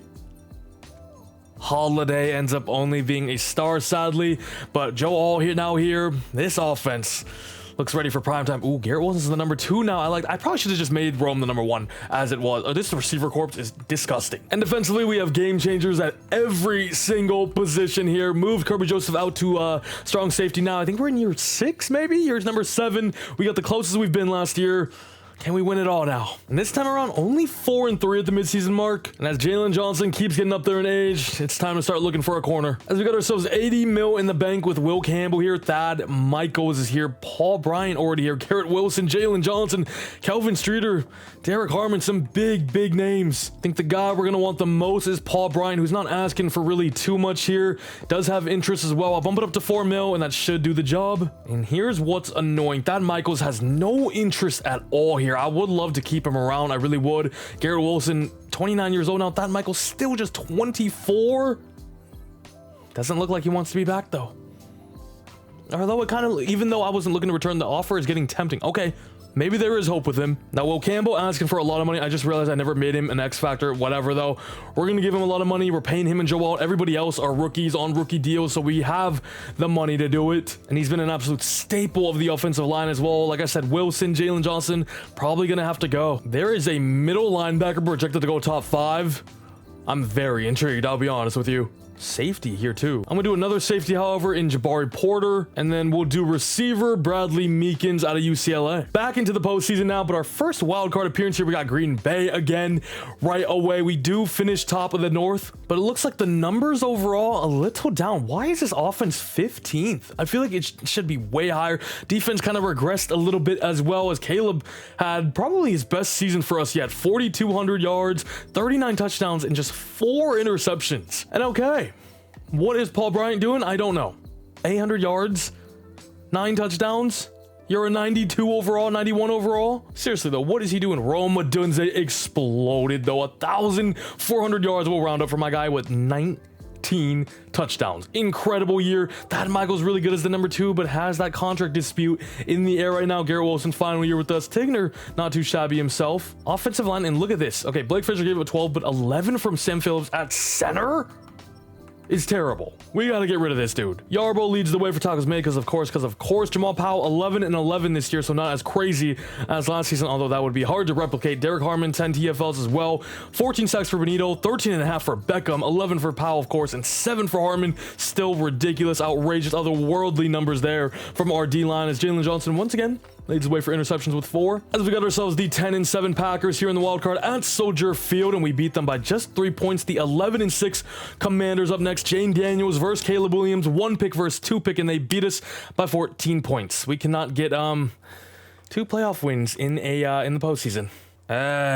Caleb wins himself his first best quarterback award, as Will Campbell just won best offensive lineman again. I will not forget to upgrade him this time, but new contract man coming through. Maybe a little Rome Odunze to X Factor. That's what we see, baby. He goes up finally, which is awesome to see. This offense should absolutely, at the least, be top 10, though. I don't know why it's struggling so much. The run game just has been kind of non-existent. No, ooh, I think Marcus Straight went up to star, and we love that. Lewis ended up only being a star development as well. And the Raiders have built themselves quite a powerhouse here. I've been seeing them at the top of the boards, like in every category there. Glenn Rayner, Super Bowl MVP. They win 45-15 against the Bucks. 5th-year option for Jamal Powell, no doubt about it. Thad Michaels is obviously the big one here that we want to keep around. Even if he declines, though, I probably am going to tag him anyway. And it looks like it's going to come to that. 44.5 mil. Are going to him. Oh, look who's here. Travis Hunter, 99 overall X Factor now. Joe Burrow is here. Will Johnson as well. Remember, we lost out on Jalen Johnson. Will Johnson, Travis Hunter, wouldn't mind it at all. Garrett Wilson, of course, Matabike, Landon Dickerson's here, Peter Goddard. But of course, our 3-star was on corner, where we have a top 5 in D'Angelo Miller. We have a ton of round 1 guys. Oh my god, yeah, you can't go wrong. Don't gotta waste money on a DB this year. As we'll be bringing in Makai Wingo and this running back Keaton Cumberland. The money's a little tight. Definitely starting to pay the big bucks to a few people now. Rome, Joel Alt, of course, Will Campbell we just gave big money to, Caleb obviously, Jamal Powell we're gonna have to give more next season, so it's gonna get a little difficult now. This receiver we did is only round 2 to 3, but I see a 20-year-old receiver here out of Oregon, Sko Ducks, Anthony Hughes, playmaker archetype as well. Ooh, and a right end too, round 1 out of Bama. Okay, we got some talent in this class for sure. Terrell Robinson's getting number 2 from me. The third and final one is going on middle linebacker Chris Larkin. Ooh. That safety we did at the mid-season is a top 5 guy. I don't know if we can trade up, man. We do still have some draft capital. Wow, Anthony Hughes. He's only 20 years old, too. That's crazy. Wait, that is so sick. A-catching, 5'11 playmaker there. What a Garrett Wilson replacement this is going to be. Or damn near, do we even re-sign Thad Michaels then with this guy on the horizon? The defensive tackle is awesome, too. Terrell Robinson. And the middle linebacker, not so much. I don't really know what the plan is. I kind of want this safety. I'm not gonna lie, because Kirby Joseph might just be on his final year now. This would be the perfect replacement. Let's see, I do have a plan. I'm gonna go to pick 15. Okay, this may be a little cost. I'm giving away our future first round pick, so no picks in round 1 next year. Blake Fisher, but we're hopping into number 16 with the Rams, and I do keep my pick this year. That was kind of money. I was experimenting with it a little bit if we could keep ours, because there's a lot of players we want in this draft, especially though Jabari Porter, who's gonna be our first pick here at pick number 16. We traded up to, he's a top 3 player in the class, and hopefully at least superstar dev. What a player out of Penn State as well. Jaquan Brisker, but better. And we keep our pick at 26? Come on now. But how many corners are still left? There are still 4 of them that are round 1. I'm gonna scout them all real quick. Meanwhile, Rashawn Wade, savvy defender with the ball in the air, shows good discipline and won't get flagged much. Has a motor that runs through the whistle. I'm gonna go with the player notes here. I've never really done that. Usually I go off the athlete or the attributes. We're gonna bank on the player notes here. And he's 2 years younger and is already more mature of a player, it sounds of. Number 12 in the class. Hidden dev, Rashawn Wade, be the guy. Okay, now into round 2. I don't want to miss out on Anthony Hughes no matter what. I'm probably gonna sim to like the Steelers pick and then we'll trade up. I really wish there was a faster way to do this. Look at this. As we get it done, moving up 10 spots, just giving away some backups. And let's go ahead and grab the next big thing. Anthony Hughes, 20-year-old receiver out of Oregon, round 1 through talent, ratings, combine, everything checks out here. Will immediately be our wide receiver 3 with no more Garrett Wilson on our team anymore. Anthony Hughes, number 16 in the class. Does he have NFL speed? It says easily separates on short routes. Maybe we use him in the slots. And he's hitting development, baby. Oh my god, why couldn't I say development there? I don't know.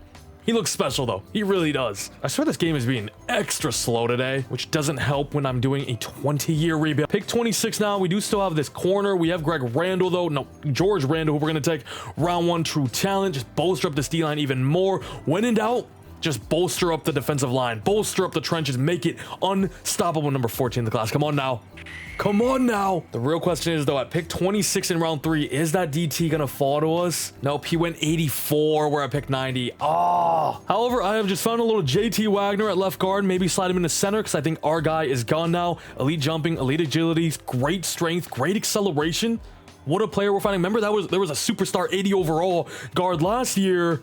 Damn it. Damn, I have not been able to hit on good interior O-linemen. But all in all, might I say, what a draft. We just had 80 overall. Yeah, that was the right pick. That was the right move to trade up and give away our future first. And we stayed and got Rashawn Wade in this class as well as Anthony Hughes. George Randall. Why do I keep wanting to call him Greg? Who was Greg Randall? 376 overall. Those 75 for JT Wagner as well. Maybe our best. We've had some awesome drops. I'm gonna say it right now, as there were 480. What was this class? 480 overall is here, including Jabari Porter, who we of course grabbed. There's D'Angelo Miller.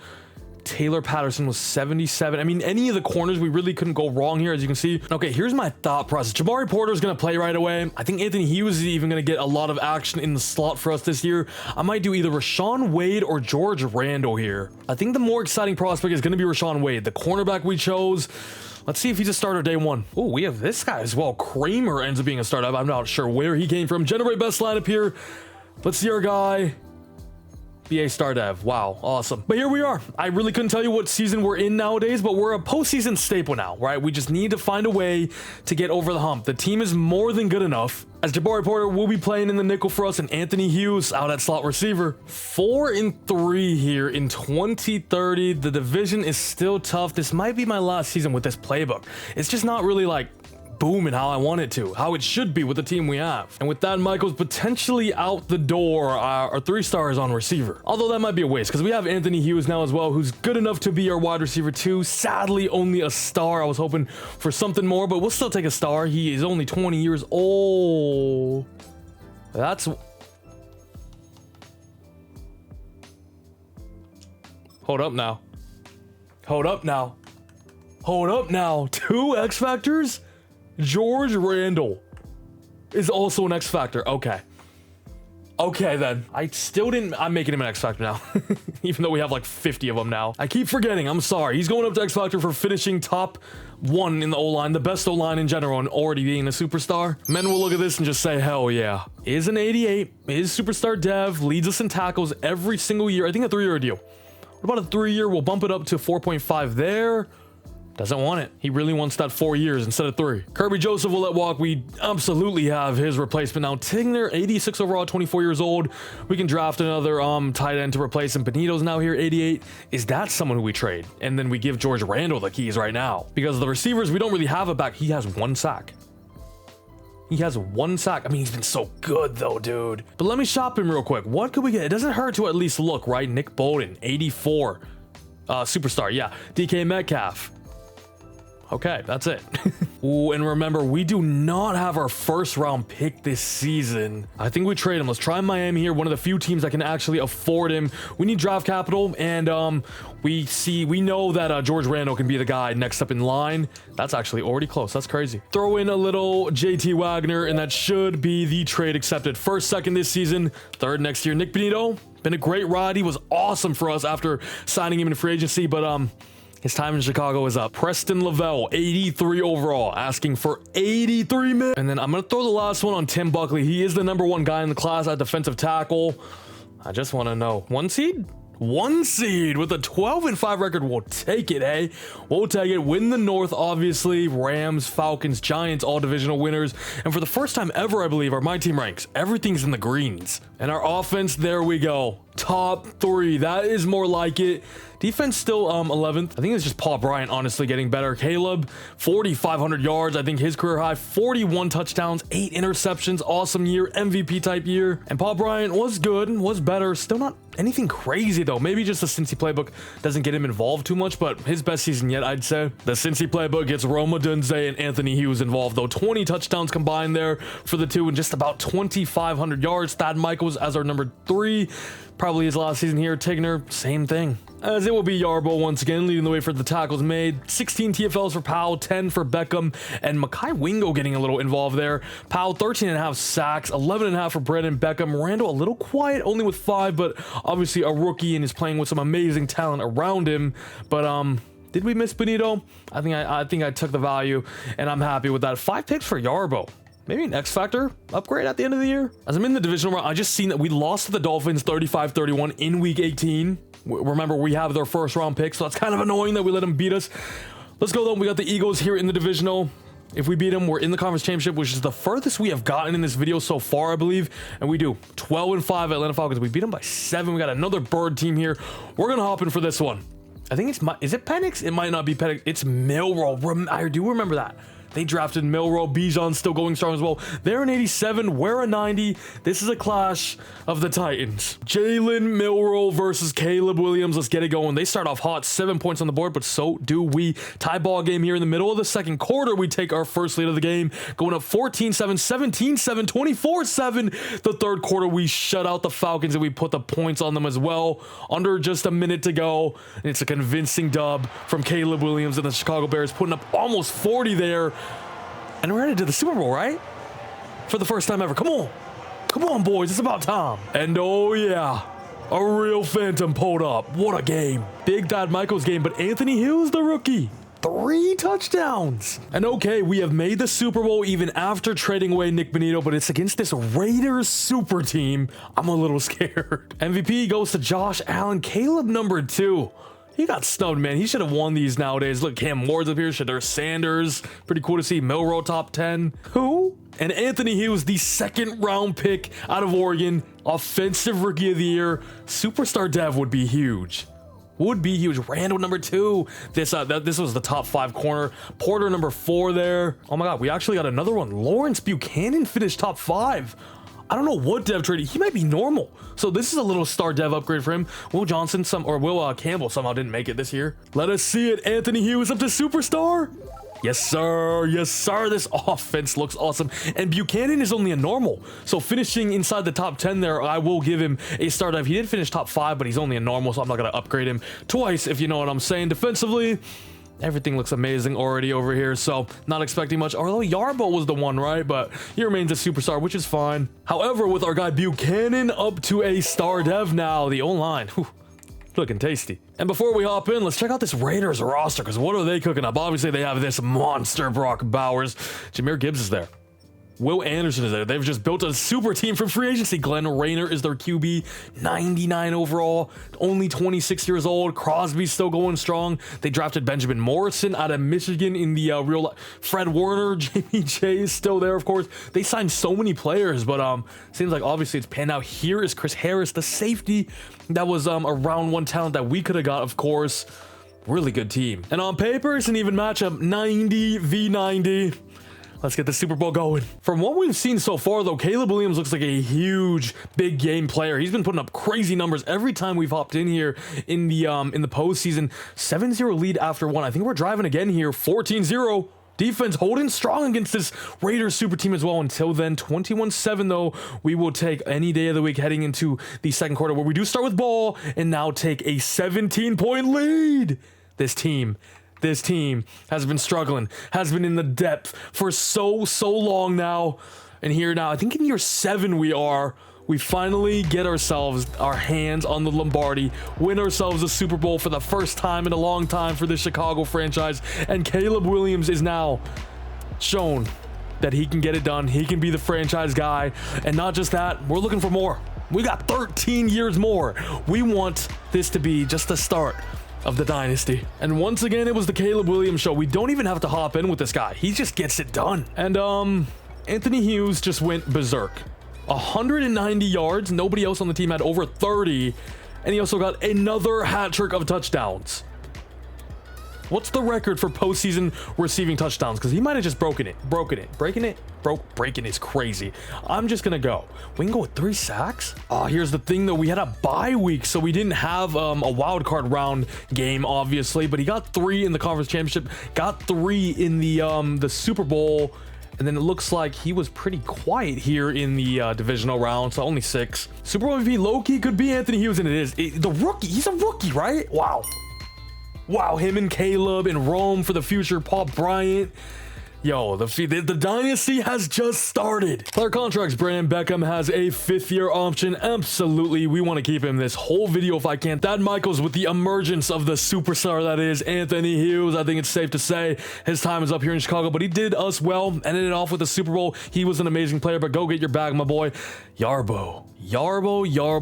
We do have some good talent at linebacker. We're going to lose Lavelle too this year, though. I'm going to bump it up to 5.5, 3 years. And it looks like his time is up here as well. Here's the difficult part. After you win a Super Bowl, the players that you have, they're going to want to get paid now. Kirby Joseph going to leave. Tigner as well. 87 overall. He's actually been great for us. Developed really well when we got him way later on in the draft, right? Shout out to Wingle for that Super Bowl appearance or performance. I literally can't talk anymore. Low key, I'm re-signing him. 3 sacks in the Super Bowl. Blood thinks he's the main character. Okay, then. I guess we're just gonna go to free. I have 85 mil, though. You know what I'm saying? I'm tagging Yarbo. You're not going anywhere. And even after doing that, we still have 70 mil to play around with. Nick Bosa, Michaels, of course, Pat Harrison, Josh Allen is here. Kirby is back. Willie Gandy, really good looking running back there. Lindstrom, who's 34 now. Same with Jordan Mailata. Few additions here in FA. Nothing too crazy, but just mainly some depth pieces. Harvey Craig, Miles Murphy, TJ Carruthers, in case case we can't get a good receiver, Oscar Delp to be potentially our new tight end one, unless we draft a better one, of course. Then Raheem Collins at linebacker. Buckley, the defensive tackle, we did top 5 guy. We kind of figured, but I don't think we're going to get up to number 1, maybe. Depends where the Dolphins finish. Ooh, Kenny Trent, top 5. Guess we can look at the receivers, huh? Kenny Trent, top 5. We have a round 1 guy here. I mean, as much as I would like to go this guy, we already have Anthony Hughes. Rome Odunze still going strong, you know what I mean? So it's not the most needed, but obviously wouldn't hurt. The tight ends that we did, round 1 to 2 for Kelvin Griffith. That's more of a need right there. Kind of a fun archetype, you know what I'm saying? Buckley's fallen a 4 there. Still a little too rich for us, probably. Where are we? We're pick 19. Damn, that's a little low. And we're going to be trading now with the team that we actually just beat in the Super Bowl, but they're giving us a haul here. 31, 63, 95, some future day 3 picks also. All the guys we have on our big board that I want to go are going way later on. I can't even see who just went. So with our pick right here, I think the guy that was projected to go the highest was Andrew Bush, the true round 1 talent receiver out of Georgia here. Deep threat, 5'11", who ran a 440 elite acceleration, agility, change of direction with great speed as well. If you see me looking over, I'm watching the Niners game. Andrew Bush is going to be the replacement for the outgoing Thad Michaels. Big shoes to fill, but he doesn't have to be anything crazy. He's going to be the wide receiver 3 at the end of the day, but it is a cheeky little hidden dev. And our guy is still available, Kelvin Griffith. I think the defensive tackle may have went there, but we'll take Kelvin Griffith anyway. Round 1 to 2 guy, immediately going to be our tight end number 1. We're looking for a Sam Laporta, a Trey McBride type player, number 29 in the class. Played basketball for 2 years as well. Little Jimmy Graham action there. I like it. 6'6", 240, vert threat, only 21 as well, as we now have pick 31 and 32. Okay, and the thing is, we only have this guy left on our big board, so it's either I gamble on somebody or just trade out and get some future picks. Ooh, that's close. Accepted. Okay, I'm giving away the 2nd and 3rd that we just got from the Raiders, as well as some day 3 picks. We're getting next year's 1st from Buffalo. No more Josh Allen. And then at 64 here, let's just go ahead and take Quincy Joseph. We've lost some players at linebacker, but this guy could be a solid replacement for them all. 61 in the class there. And another hidden dev. The Super Bowl winners are getting even richer. And then last pick at the end of round 3, Deontay Melvin just looks like the most mid cornerback ever, but kind of what we're looking for. We just need depth. We just need quality players at the position. Another awesome draft, I must say. Bush, 75, 74 for Griffith, so he was right on the brink there of a round 1 talent. 72 for Quincy Joseph. Holy crap. Okay, Buckley ended up being an 83 overall, 80 overall for Deion Starks there. 83, I think that's the highest we've seen so far in this vid. And I mean, we had him scouted. Wasn't necessarily a need, but would have been extremely fun alongside Jamal Powell. Let's go ahead and reveal Quincy Joseph, the linebacker. And in 3, 2, 1, Quincy. But here is how the team is looking now in year 8 off a Super Bowl run, and because of that, I'll probably speed run the rest of the video here, so not go too in depth in the draft or anything more on camera. That is, I'll still be trying to get the best players and everything, but just showing why, so this video is not 4 or 5 hours what it usually is. I'll probably try to speed run it now that we won one, so I'm happy at the least, you know what I mean?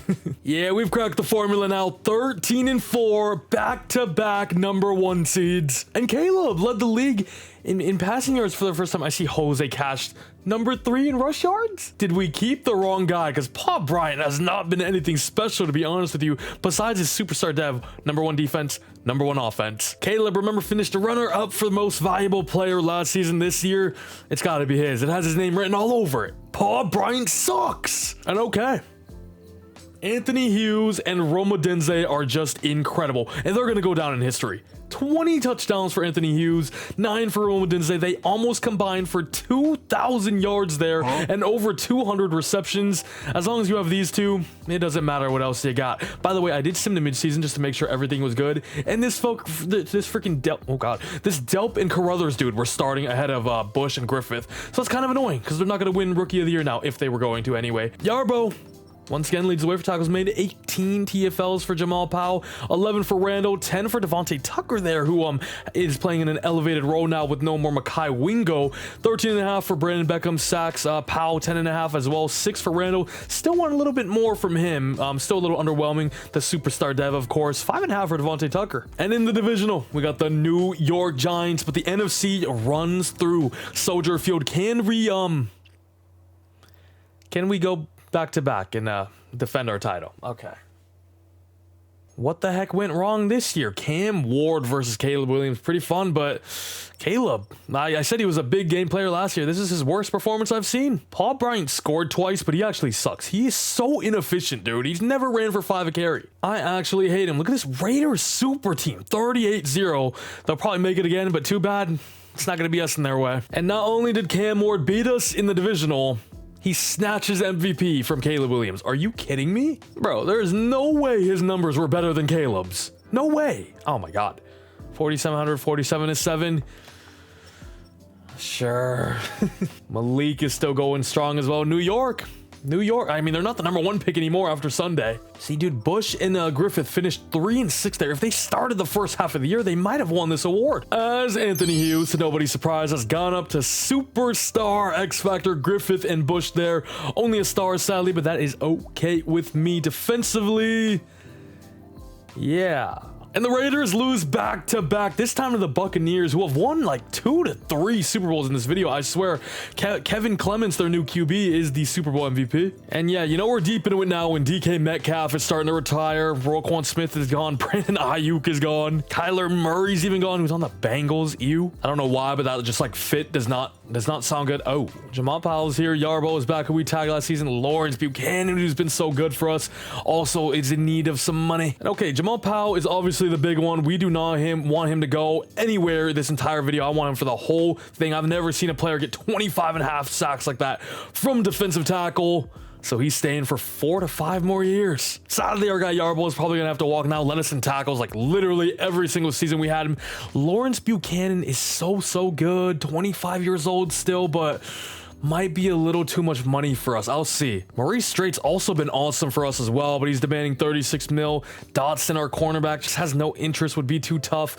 Sergio Holiday already has a 5th-year option there. We'll go ahead and accept that. And then for the rest, yeah, I'm going to give a big contract to Lawrence Buchanan. Let's keep him around. As we got about 40 mil to spend, and look who's here. Lamar, Burrow, Mahomes, my era. I'm getting too old. Mekhi Wingo's coming back. We get Nicholas Keaton, and then punter and a really good looking kicker here. Okay, there are 2 middle linebackers projected to go inside almost the top 10, and they're both top 5. I really want one of them. I'm not gonna lie. No more Yarbo. However, we're sitting here at pick number... Wait, we have 16 and 20... Wait, who else do I have? I feel like we've done a really good job today of just stacking draft picks and, you know, trading down, trading up. It's Buffalo's pick, right? I don't remember what that was, but we'll take it. I think I just traded away my 2nd and my 3rd, right? Pick 11. Wait, why does it say 11 and 28? Oh, was I looking at mock draft 1? Am I okay? Okay, well, we have 28 and 11 then, where it has... Okay, so Mitch Morgan... Okay, they're both projected to go 13, 14. I can get one of them. Awesome, awesome, awesome. Those were the 2 guys that I did put a private workout on. They're both top 5 is crazy, by the way. And then I did a running back. Ooh, we might go in with the 2nd pick. 1, because we need a running back because Paul Bryant's getting old, and 2, Paul Bryant sucks. So, and okay, I guess this is our choice here. Which one do we want? So the only bad one he had was the ball in the air savvy defender with the ball in the air, physical player, shows good discipline, often looks to rip the ball, has a motor. I think Justin Summers, based off the player notes, looks like the better player here. So we're gonna go him. Top 5 talent, the Yarbo replacement, who was one of the staples on this team for this entire video. A+ draft pick there, and a hidden dev. Justin Summers, you got big shoes to fill, but I know you can do it. Is he still there? He is. Let's go ahead and take Juan June. Like the name, power back to replace Paul Bryant, if not just immediately overtake him. Needs to work on simple concentration drops, fights for every yard, avoids big hits, excels at creating yards after catch. Everything checks out. Juan June to potentially be our new RB1 of the future. Number 13 in the class as well. And hidden dev, I like what I see. And in round 2 here, Lyle Ricard, our free safety, I'm going to take out of Alabama. Still just 21 years old, number 50 in the class, and only normal. And this guard prospect right here, Cade Overton, looks really good. We have a 3rd round pick from I don't know who, but is that pick number 12? We're going to go ahead and take him. We might have some guys that we won't re-sign because we've got a lot of money invested in it already. Overton's the next guy up. And then final pick here in day 3, Sidney Vick, a big defensive tackle out of A&M. Could use some more depth there as well. There's one. I totally forgot we had Buffalo's pick, so that was pretty awesome. As Summers ends up being a 77, 75 for Juan June, Ricard, and Overton 73, 74. But my question is, what was the other middle linebacker? Mitch Morgan, same rating as our guy. and Hidden Dev. Out of Washington, goes to Denver, 2 picks after us. Uh-oh, Summers, I need you. I need you. And we're peeping it right away. I gotta know now. Justin Summers, our offense is a 95, by the way. Moment of truth. Mitch Morgan ended up being an X Factor. I need you to be at least superstar, or I'm gonna cry. Okay. He is a superstar, which is nice. Obviously, the other guy, a little bit nicer, but we'll still take it. The Yarbo replacement intact. Another NFC North title to our name. Finishes the 2 seed this time around, though, right behind Seattle. And do you remember when the Chicago franchise has never had a quarterback throw for over 4K yards? Well, this season right here marks the 6th one in a row where Caleb throws for over 4K. It was getting a little scary here. Like, they thought it was cursed when he was just a few yards shy, but he's been an absolute revelation ever since. Paul Bryant, honestly, maybe his best year. He's got some fire under him with us drafting Holland Bush, 14 touchdowns, 4.6 a carry. Still hasn't gotten a 1,000-yard season, I don't think. Yeah, he literally has never hit 1K. Kind of crazy, but I think this playbook is very, very pass heavy. As we can see, Anthony Hughes has been on the receiving end of that. 18 touchdowns, 1 yard shy of 1,400. Rome, another season over 1,000. However, I think he's starting to regress a little bit. 30 years old now, still up to a 96 though. No more Yarbo? No problem. Justin Summers leads us in tackles now, and I don't know if you're looking at what I'm looking at. Our numbers look ridiculous. 15, 14, 13, 12, 10 TFLs there from the Big 5, but the sack numbers are outrageous. 18 for Beckham, 14 for Powell, 32 there, 45, 58 combined sacks from these 4 players. Devontae Tucker with 13 and a half. I like it. He's playing at rush DT number 2. Still only a normal. At 24 years old, he's got to grow after that. Unbelievable numbers, though, from our D-line. Buffalo defense is definitely it. Jabari Porter, Revel, 3 picks each. The numbers are actually insane. Wildcard appearance here against the Niners. We beat him 31-13. Got the Cowboys up next in the divisional. Why are we choking in the playoffs now? What is going on? 22-21? Like, we have a 94 overall team, man. Like, we got our little Super Bowl, and I'm happy about that. But ever since then, we've been kind of disappointing, man. We've been the team to beat. MVP? Glenn, dude, the amount of times Caleb Williams has finished number 2 in the MVP race. Huh? And I haven't been showing it, but Puka Nacua has literally won Offensive Player of the Year every single season. I'm not even exaggerating. It's a little crazy. Summers number 2. Do we have Juan June's development trait revealed? We do not. He is still blue. Nobody up on the offense by the looks of it. Defense, can we get anybody? Nothing here either. Oh no, Devontae Tucker goes up to star. Absolutely deserved. And you know what? The Cowboys end up winning it all. Andrew Crowder wins Super Bowl MVP. And after seeing Minnesota finish bottom of the NFC, Jed has had enough. And okay, Brandon Beckham is here. Jabari Porter has a 5th-year option. Joe O is available for a new contract. Rome Odunze, who we were talking about. Roosevelt Burrow, Rashawn Wade, we drafted. Okay, well, first and foremost, Brandon Beckham is an absolute 27 years old, 98 overall now. X Factor has full interest too. Welcome back. Jabari 5th-year option, not even a question. Joe O, wrong side of 30 now, demanding for about 30 plus mil every year. He's only going to keep progressing. He is probably the best tackle in the league, but I don't know if we can give him that money. What we might do is slide Will Campbell out to tackle and maybe try that out. Romadenze, 31 now, 3-year deal. I don't think I can do it. So as sad as it is, our time with Rome Odunze may just be up. He started off a little quiet, but 3rd year boom, none of the scene, 1,200 yards. And then after 2028, never had under 1,000 yards, had 12 touchdowns here, 19 in 2029, which may have been his best overall season. I forget which one we won the Super Bowl. Might have been 2030, 2029. I'm just saying so many numbers. But it's safe to say Rome has definitely lived up to the hype. Superstar X Factor was incredible for us every single season. These are his final stats. All roads lead Rome. Ooh, and I actually just Devontae Tucker is here, and the money he's asking for, this is an absolute steal. He also has entirely full green interest in rejoining. He's coming off a 13 sack season. We're bringing him back. He loves being with Powell and Beckham and Randall. Maybe one of the best defensive lines of all time. With 38 mil left, I think I'm going to try a 1-year deal for Joe Alt. And okay, that's fine with me. And it's time to cut ties with Paul Bryant, who is regressing heavily now, down to an 84. We're sending him to Denver for a 3rd round pick. And that guy. Okay, now what are we doing in this draft? We have a top 5 corner in DeAndre Ross, who we could go with in round... Oh, I'm going Matt Dockery instead. Round 2 to 3 projected.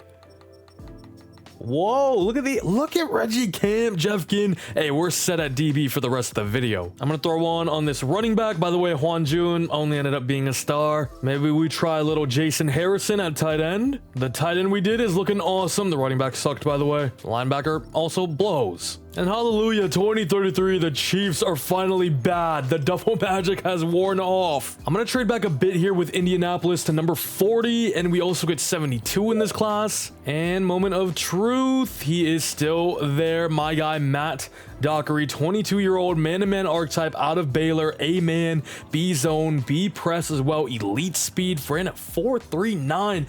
Matt Dockery. We have not had amazing corners. I think Siobhan Ravel is still going strong, but hopefully this guy can take us over the top. We haven't drafted like a superstar DB at all, or quarterback that is. Number 5 in the class, hidden dev, 95 speed, 94 COD. What a player. And now with this pick, all of these guys are going way later, but I think I'm just going to stick and pick. It may be a little bit of a reach on Jason Harrison, but he's a round 1 to 2 guy. I'm just kind of banking on the upside with him because he's an amazing athlete, and hopefully we can just build around him and, you know, develop him as we go on and maybe have him boom to be our tight end 1. Number 42 in the class there for Jason.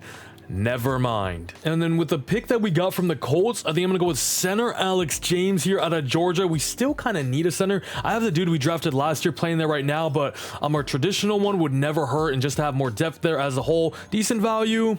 Hidden dev. Wait, we have 15 and 25 here in round 3. Okay, then I'm going to take Brian Drayton, a middle linebacker out of Clemson. We could still use help in that position as a group, as a whole, as a 41 overall.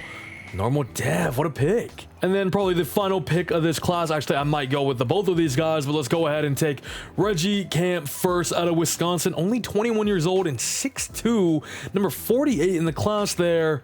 Only normal though. I think he may have gone. Yep, they are all gone. Dang. Still think though a pretty solid draft as a whole. We get Dockery, who we traded down with as well, 77 overall, 74 for Harrison, 72 for James, 74 for Drayton, who was the surprise pick this year. He looks awesome. The CPU actually drafted me a 70 overall DB as well.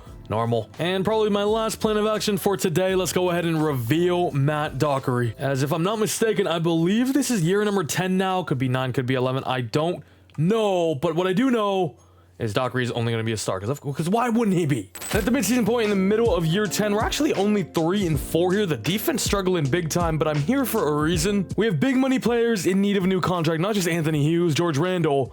Caleb Williams is now here. Will Campbell, who we've had from the very beginning. Joe, 95 overall. Our right tackle, Sergio Holiday. Rashawn Wade, Siobhan Revel. And right, Anthony Hughes was a 2nd round pick, so there's no 5th-year option for him. We got to sign him to a big deal. Remember, we drafted him when he was only 20 years old, so he's still just 23 here.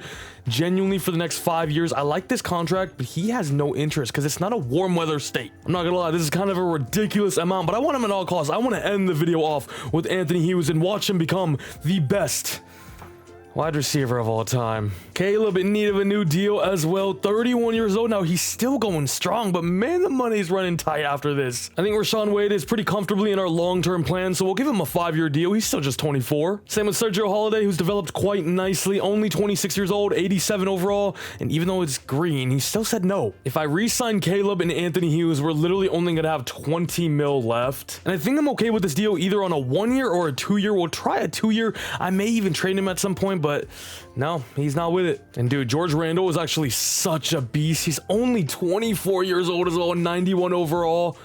How do I let this guy go? We just have too much elite talent, man. It's a good problem to have, to be fair. All right, we strike a deal with Holiday though for 4 more years. Not gonna lie though, these two declined again. But let's just focus on the now, where we're back here with the wildcard appearance. Finished 12-5, top of the North once again. We had Caleb lead the league in yards, Siobhan Revel with 6 interceptions, and Beckham finished number 3 there for sacks. And Caleb, can the MVP finally find its way home? 4,800 yards, 47 touchdowns to just 11 picks. Our guy JJ, his first year starting, put up pretty modest numbers. Oh, check this out though. There's a reason Anthony Hughes is asking for big money. 1,200 yards and another 20 touchdown seasons Jamario Stevens, I think our number 3 receiver, kind of balled out as well. 1,100 yards, 12 touchdowns for him. And look at Calvin Griffith from tight end, putting up over 1,000 as well. And defensively, it looks like the boys did their thing once again. Summers leads the way for tackles made. Powell with 21 TFLs and 15.5 sacks. Beckham with 14 TFLs, 21 sacks, 14 sacks for Devontae Tucker, 12.5 for Gerald Randall. These 4 are going to go down as the best defensive linemen as a group, as a unit of all time. What is that? 21, 36, 50, 62.5 sacks. My God. Alrighty, the wild card matchup against Atlanta, where we've been kind of fraudulent. I'm not gonna lie, look at that game. 13-7, ugly one, scrappy one. Got the Commanders, but we're heading over there to DC to play them. And Jaden Daniels, we do end up beating them. Got the Saints here in the conference championship. Can we make one last little run here and get ourselves one more ring, maybe before this core disbands off each other and we win 38-28 and find ourselves back in the bowl? And look who it is, the Raiders super team. But we've been here before. And Caleb has done the thing. He finally gets an MVP award to his name. Long overdue. Justin Summers' dad, Jamar, is still going. See, this is what I was talking about. Ooh, how about a cheeky little Best DB award for Siobhan Revel finally? As on offense, I don't know how Jamario Stevens doesn't go up after that year, but we do get the tight end Calvin Griffith. More excited about this. I'd take this one any day of the week over him. 89 now, superstar dev, I believe. Still just 23, 24 years old. Yeah, 87 possession and vert threat. That dude is going to be special. Defensively, we get ourselves Siobhan Revel finally going to superstar, but I think that's the only one. Let's get this one going though. Year number 10 Super Bowl appearance. Raiders are 90. We are up to a 93 overall nowadays, but as you saw from the contracts, from the money, a lot of players are going to be gone after this season. So can we end this little stint off with a boom? What's the word I'm looking for? This era, I guess, this golden generation that we've had with all the draft picks and all the signings that we've made. It's a 3-0 lead for the Raiders after one. We do have the ball to start the second quarter though. And we do end up getting ourselves 7 points. Raiders still yet to find the end zone, and that still stands true. 9-7. We only score once there, but the second half is on its way. Raiders do start with ball, do not get any scores there. Get another field goal, their 4th field goal of the game, but we drive down, get ourselves a 54-yarder, courtesy of Colin Mitchell, getting us a 2-point deficit now against the Raiders. 7 minutes to go now. We're on our own 10 there, but gotta get out slowly but surely. 3rd and 5. Caleb Williams to the 6-yard rush there. We are driving very methodically here, taking a lot of clock up as well. I don't even hate this here. Take as much time off the clock as possible. It's a big grab from, I believe that's the man, the myth, the legend, Anthony Hughes. 84 is Andrew Bush, our wide receiver 2, of course, and there goes Juan June. First season as a starter. Big shoes to fill from Paul Bryant, of course, kind of. But he's making it count. Finds himself in the end zone. We take a 5-point lead. And we used up a ton of clock on that drive. Remember, we started from like our own 5 with about 7:30 to go there. So a 5-minute, 6-minute drive there. And it's picked. It's picked. Raider gets picked off by, I believe that is Jabari Moon. No, is that Jabari Moon? No, it's Deontay Melvin. Deontay Melvin, I think that's like our CB4, maybe CB5.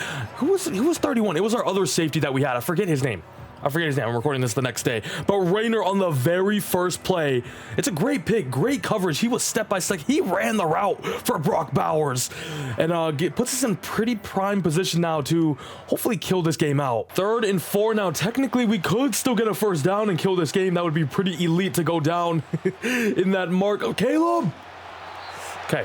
At least, Will Anderson Jr. on this team, at least he didn't fumble the ball, which we know he's accustomed to, but a bad sack, kind of a bad sack, but at the same time, it's better than him throwing the ball away because the clock is still running right. There's only going to be about a minute for the Raiders to drive down as we are going to get ourselves 3 points, courtesy of Colin Mitchell. Hopefully he doesn't do anything stupid here, and he does. Or he doesn't. 20-12 lead though. And with 1 minute to go, defense put everything on the line. Remember, this defensive line generated almost 60, I think actually it was 60 sacks in the regular season. And there they are again. His head right now is just a monkey clapping. He doesn't even know what planet he's on. Rayner, little bit of time in the pocket, but it is sack number 7, this time for Devontae Tucker, the defensive tackle number 2 that is overshadowed by the other 3, but has quietly been putting up some generational numbers himself. Ladies and gentlemen, that is a quick 4 and out for the Las Vegas Raiders, and your Chicago Bears are 2-time Super Bowl winners in the last 10 seasons. We own the Raiders. And remember, Caleb didn't win Super Bowl MVP in our first ever one.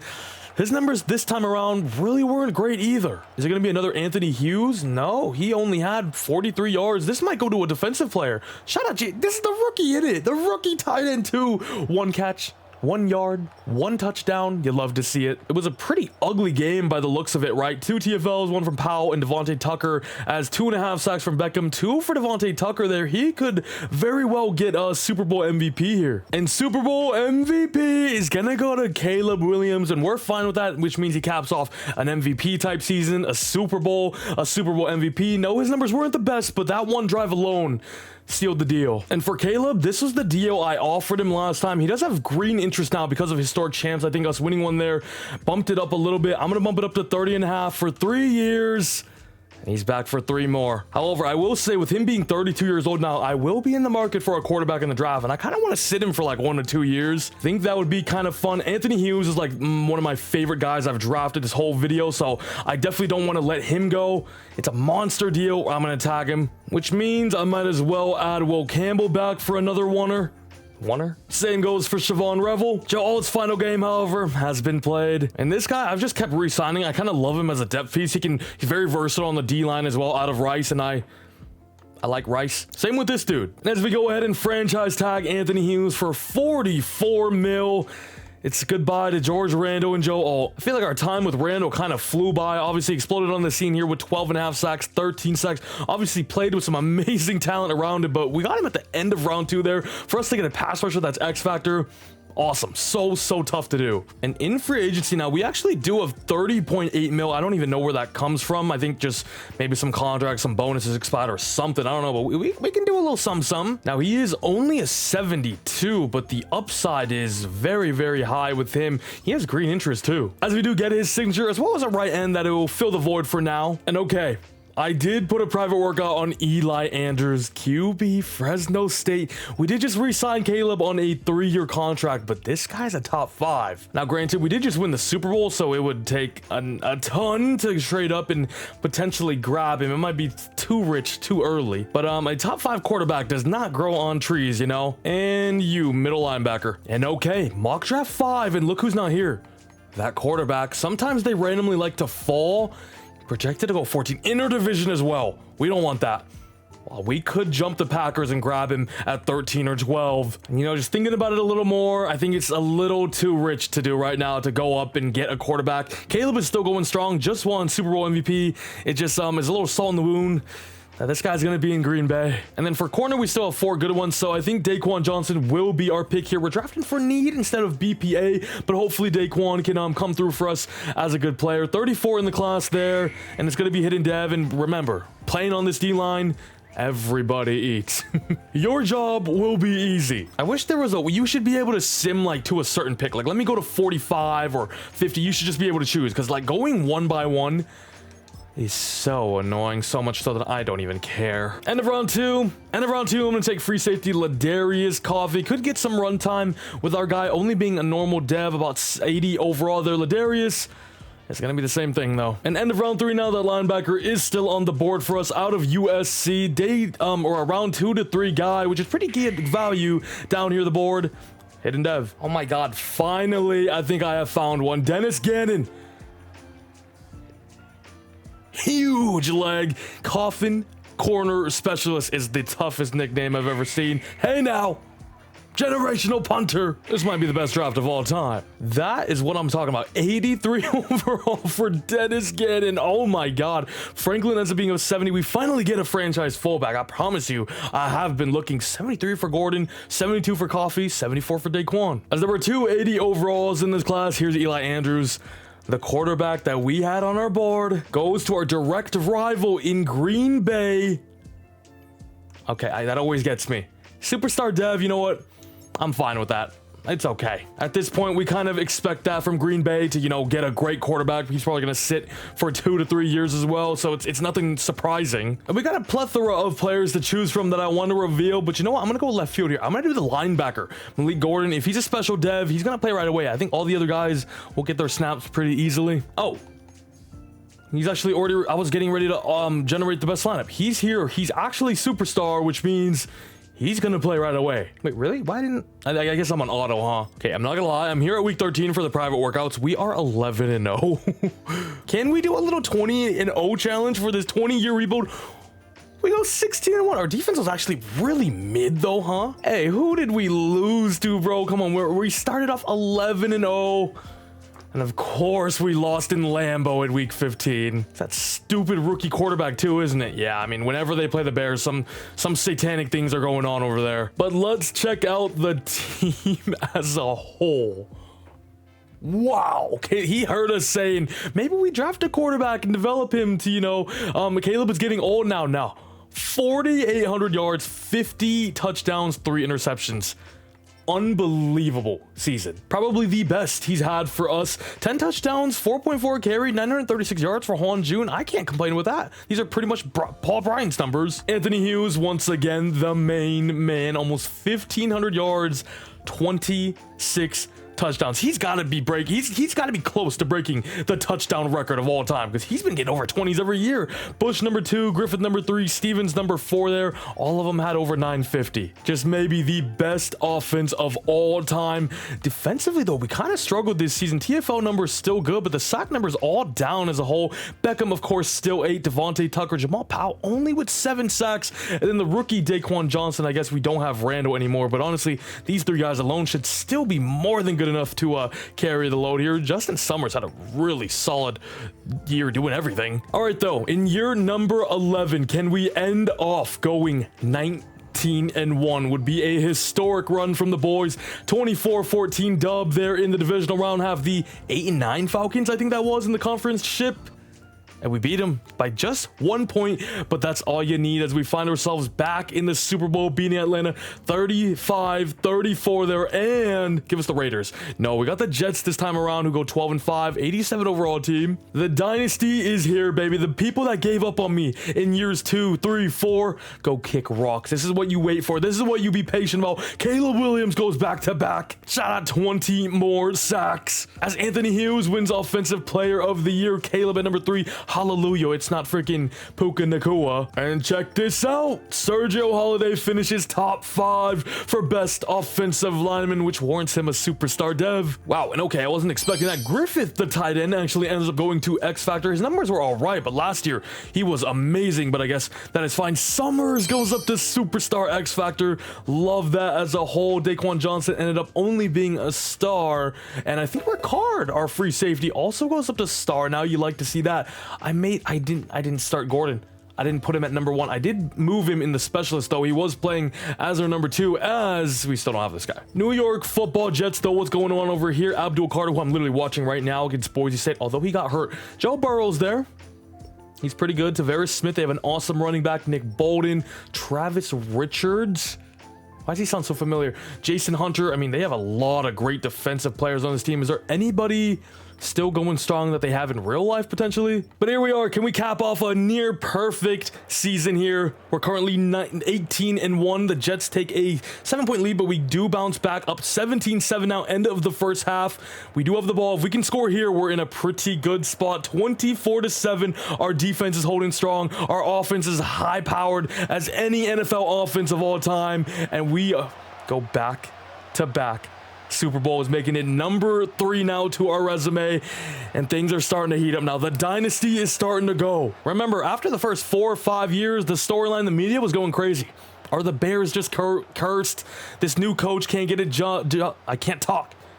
Damn it. As Caleb, if I'm not mistaken, had a perfect QBR. Andrew Bush and Anthony Hughes with the 3 touchdowns. And only 1 sack in this game for us. 2 TFLs there from Devontae Tucker. We had a few from other people. No interceptions. This should be a Caleb sweep, as this will probably cap off the best individual season of all time. Caleb Williams gets the Super Bowl MVP, as well as the MVP, a 50 touchdown season to just 3 interceptions.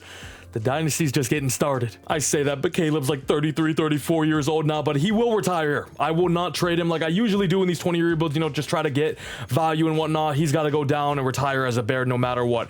We have some big players here.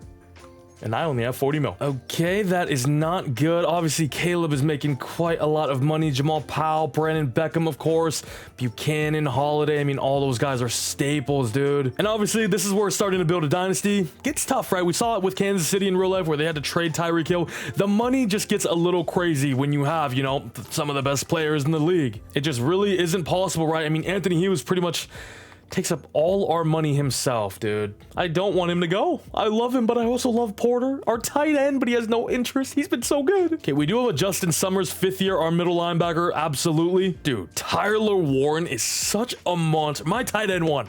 My tight end one. Also going to be accepting the 5th year for Juan June. We're going to lose Siobhan Revel, so I'm going to re-sign Deontay Melvin, who we saw had a big pick in the Super Bowl. Really cheap deal. Jabari Porter has been oh so great for us, but he's just asking for way too much now, and deservedly so. We did remember grab that one dude off free agency, so guess we're gonna have to ride with him. And this is all because obviously the main dude we want back is Anthony Hughes, who has just been an absolute godsend for us. I want him to be, dude, like seriously, what's more important, buddy? Living in a warm weather state or winning multiple Super Bowls and becoming the best wide receiver of all time? Like, you can do all that when you retire, okay, buddy? I'm literally gonna give him whatever he wants. Him, I don't want to ever.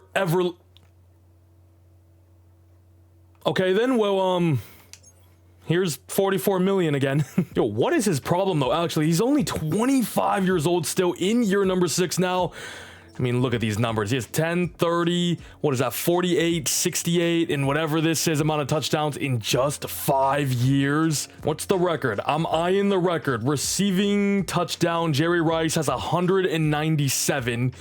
Jesus. Also, the only new one here, Aiden Hutchinson broke the sack record, 238. All right, Anthony Hughes is currently at 94 touchdowns, so about 100 more. If he can keep this pace, if not better, right, it's going to be better than his rookie season. We could be in the history books. The only tough thing though is Caleb is getting old now, so we're not sure how long they're going to be together nowadays. It's not like a Jamar Chase, Joe Burrow, where they kind of come in a year apart or the same age, right? Will Campbell, Jabari Porter here, the top names of free agency, Calvin Griffith as well. We got about 25 mil. What can we do? What do we need? As we'll go ahead and bring these 3 players in, nothing too crazy. Obviously, we don't really got the money to splash out no more. Number 1 dude in the class, top 5 talent, wide receiver, just a little too rich for us, as we're sitting all the way back at pick 32. However, we may be able to get a little Benji Thomas out of Wazoo. Is there a gem later on? Got a day 3 guy, Bill Bowden here, not bad. Projected undrafted round 2 to 3 talent, not bad either. Look at Rashard Burton, I like it. Here at our pick now at 32, our biggest need is definitely receiver. There just isn't really a crazy one in this class. So you know what? Let's go try to find ourselves a receiver here on the trade block. Really haven't utilized this at all this video. We got a 22-year-old dude here, but he's only normal. Is there anybody with a good dev trait? Superstar 23, Matt Cloud. I would be willing to give away our 1st round pick, not just for him though. Oh, and it's the Raiders. We are their dad. I kind of want him though. I'm not gonna lie. You know what? F it. I'm sending it through. What's a 3rd and 4th round pick to us? Because he's only 23 years old as well. And if you told me I got a 23-year-old receiver that's superstar dev in the draft in round 3 or 4, I'd be really happy. Should I just take this guy? I'm just going to take this guy. Round 1 to 2 talent, the BPA on the board. I know we're kind of loaded at offensive line, but it doesn't hurt to have a nut. End of round 2, cornerback Jimmy Newton has a man C catching. Only 5'9", man R type, but a really good athlete as well. Will likely be our CB4, so nothing too crazy, but he is a top 10 talent. Oh. I love a late round DB, you know. I feel like we've gotten a lot of good ones in this video. As I'm now here at the end of round 4, and I think I'm going to take maybe either Bill Baldwin or Adonis Booker. 6'6", playmaker? And we have this guy down here too, Rashad Burton. He is 23 though, don't like that. He is zooming though. Oh my god. Little Tyreek Hill action for those that don't know. I think he went round 4, round 5. And you know what? I'm gonna go with Burton because guess what? You cannot teach 4.24 speed, and we kind of need a deep threat as well to complement our other guys. He's actually number 60 in the class. That's really good. Oh my god. Hold up. No, are you seeing what I'm 99 excel, 99 agility, 98 speed, 91 COD, hidden development here at the end of round 4. Our wide receiver room is back. Love what we accomplished in this draft besides Jonathan George. 76 for Jimmy Newton. Rashard Burton is a 72. The CPU got me a 72 running back, Demetrius Jones. And here's the thing. I think Rashard Burton's going to play. He's going to be our wide receiver 3, if not wide receiver 2, to be honest with you. Let's go ahead and do Newton. I think he's a little buried on the depth chart, so if he's a high depth trait, he's going up. Let's go ahead and just generate best lineup. As you can see, we got this Howard dude who I don't even know. I definitely have more ties to Burton and Matt Cloud, who we just gave up a bit for the cornerback. Ooh, I think he's number 2 on the depth chart already. Rashawn Wade's developing nicely. Dockery's still here as well, but Jimmy Newton being superstar adds a new element to this defense. We haven't drafted a superstar corner, have we? By the way, Gannon, never in doubt, superstar dev. And we lost a lot of pieces in the offseason, but guess what? We're back with the number 1 seed, finishing 14-3. The dynasty is still going, and Caleb just had a season for the ages. Remember, we lost Andrew Bush, our tight end Griffith, who was a superstar X factor at the end of last year, but Caleb still puts up 4,500 yards, 56 touchdowns. I believe the NFL record, right? I think it's 55 from Peyton Manning, but just 5 interceptions too. I mean, this might be back to back to back MVPs, maybe Super Bowl MVPs too. Juan June was just out here watching like the rest of us, as it was Anthony Hughes who went crazy again, but I'm seeing Chad Howard and Henry Gaddis started instead of Matt Cloud, of course, and the rookie. They released him. They released him. They released him. They released him, bro. Oh, this is what I'm saying. Auto lineup is so stupid. No. I don't care where he went. I'm finding him. I'm trading for him. I don't care. Like, I'm making him a punter type stuff. Nah, bro. I started him too. He was my wide receiver too. Where did he go? Wait, he's right. Wait, what? Wait. Am I just blind? I actually just got so worked up. Did I just miss his name? Oh, he's... Look, you can't even be mad at me. Look at this. All right, well, he didn't play. That's very annoying. I made him my wide receiver too. I'm not sure what happened, but yeah, that's very annoying, because instead we got Henry Gaddis getting 17 touchdowns, who, to be fair, has only been in the league for 1 year, so he should be pretty young himself. Yeah, out of Youngstown State as well. Maybe I didn't even have to trade for Matt Cloud. This guy looks like him. You see, though, that's where the auto generate best lineup is very annoying. Justin Summers doing his thing, of course. Beckham 15-19, maybe one of the best defensive players I've ever drafted, alongside Jamal Powell. Devontae Tucker too, very quietly has been so good for us, if not damn near, should I even say, outplaying Jamal Powell for the past few seasons, right? I saw he gets more sacks every single season. Shout out Devontae Melton, who we Anthony Melton is who I'm thinking about. Yeah, it's been a long time recording. I mean, I guess we'll just ride with this core though, because we are 14-3 at the end of the day. I just wanted my rookies to eat, you know what I'm saying? That's always the plan here. Divisional round, smack the Vikings 28-9, sweep them off the floor. Got Philly here in the conference championship. Beat them 35-17. Yo, this team is actually so nutty. This team is actually so nutty. Can we make it a three-peat now? One of the most hardest things to do in sports. Got the Jags. MVP 3 times in a row for Caleb. Oh, the haters are mad. The haters are so mad. We swept. I think this is the first time we've swept. Shout out Brandon Beckham. The top 2 receivers were Anthony Hughes and Henry Gaddis, and I just remembered I forgot to make Holiday a superstar, but whatever. I already missed it. Oh, hey, we even got best kicker, Colin Mitchell, and then Melvin won best DB. Come on now, we should get some big devies on offense. Oh, man, this is why it's annoying. Gaddis didn't even go up. Dude, why did I wanted him to be like, dude, I made him the 2, bro. I made him the 2. That's so dumb. So dumb. Nothing on offense, sadly. Defensively, we should get a little Melvin, and then it made Newton CB4 as well. Oh, I hate auto-generate best lineup. Honestly, year 11 now, we're probably just gonna go ahead and sim over. It was a 3-peat though. It's the 3-peat though. I should have hopped in and watched. That's my fault. That's my fault. That was pretty stupid. It's taking its time though. It's probably the best game of all time. Watch.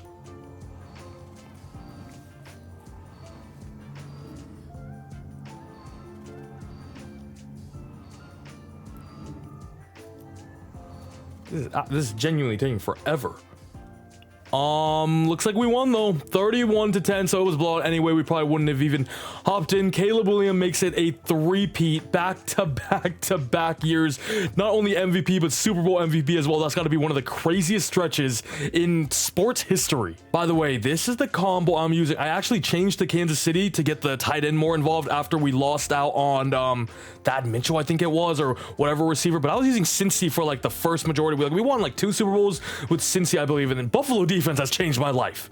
This has changed everything. And actually, after Super Bowl week now means we get to see the dev trait. Bro, this might be one of the coolest draft picks I've ever made. Bro, I'm so mad now he didn't start though. You know what I mean? But he is a superstar. He should be like 83, 85 overall and put up the craziest numbers this year though. Yo. We drafted this dude at the end of round 4. Bro, remember there were like 2-3 other dudes that we could have went with. But yo, that's so sick. We literally got Tyreek Hill. We literally got the next Tyreek Hill and didn't freaking play him in year 1. We still want a ball though. Come on now. But okay, we do have some player contracts here. 57 mil. This freaking dude is still here. Jamal Powell. Cade Overton has developed nicely. Lawrence Buchanan, both of our guards there. Don't want to lose the both of them. And then just Lyle Ricard. That's really it by the looks of it. You are so annoying. Please.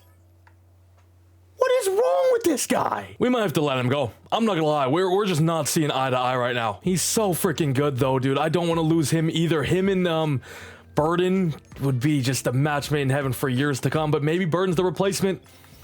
Maybe Burden is the replacement. Okay, we're gonna do this one last time. Unlocker to get one more chance on Anthony Hughes. If he declines this one, I'm done. I'm not coming back. Yeah, I know, okay? And I am willing to give him even more money because this is probably Caleb's last season. 3-star scout is on quarterback this year. I'm looking for the new guy after Caleb Williams retires. Anthony Hughes, we can afford to pay this money. He's joining us back for 5. Let's go. Finally. Had to give him that Tim Hardaway Jr. money. Jesus. Except now we only have 15 mil. And we're gonna have to say bye to some legends. This is the cost of a 3-peat though, right? Jamal Powell, I think we drafted him early, right? He was a top 5 guy, fell to number 8. I mean, look at the awards here. He has been incredible for us.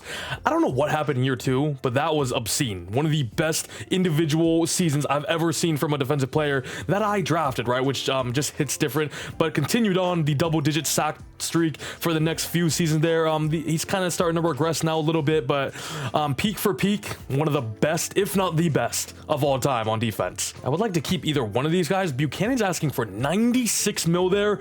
Cade Overton only 19. So I think we'll ride with him and give him a 4-year deal. I mean, that's a steal. And you know what? Let's go ahead and franchise tag Jamal Powell for 60 mil. We're going to do it anyway. We're going to try to run it back one last time. Like I said, Caleb on his last year as well.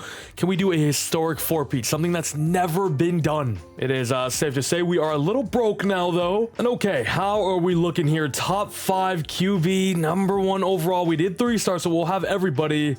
Ooh, this was a bad class to do. I really didn't check, though. Ooh, the QB is not projected to go inside the top 8 there, but he is projected to go number 9 to the Niners. This guy number 11. Okay, you are not even as good as Jamal Powell's left toenail. Nah, it's not worth it. We got a good culture now. We have a good system, a good everything. Like, I think it's just a plug and play. Whoever we put there will succeed, I would say. He's still here. Wait, what? Imagine I traded up. Wait, no. What? Okay, I hate this game. Okay, the other quarterback, though, still here. VBAA, a little bye action there.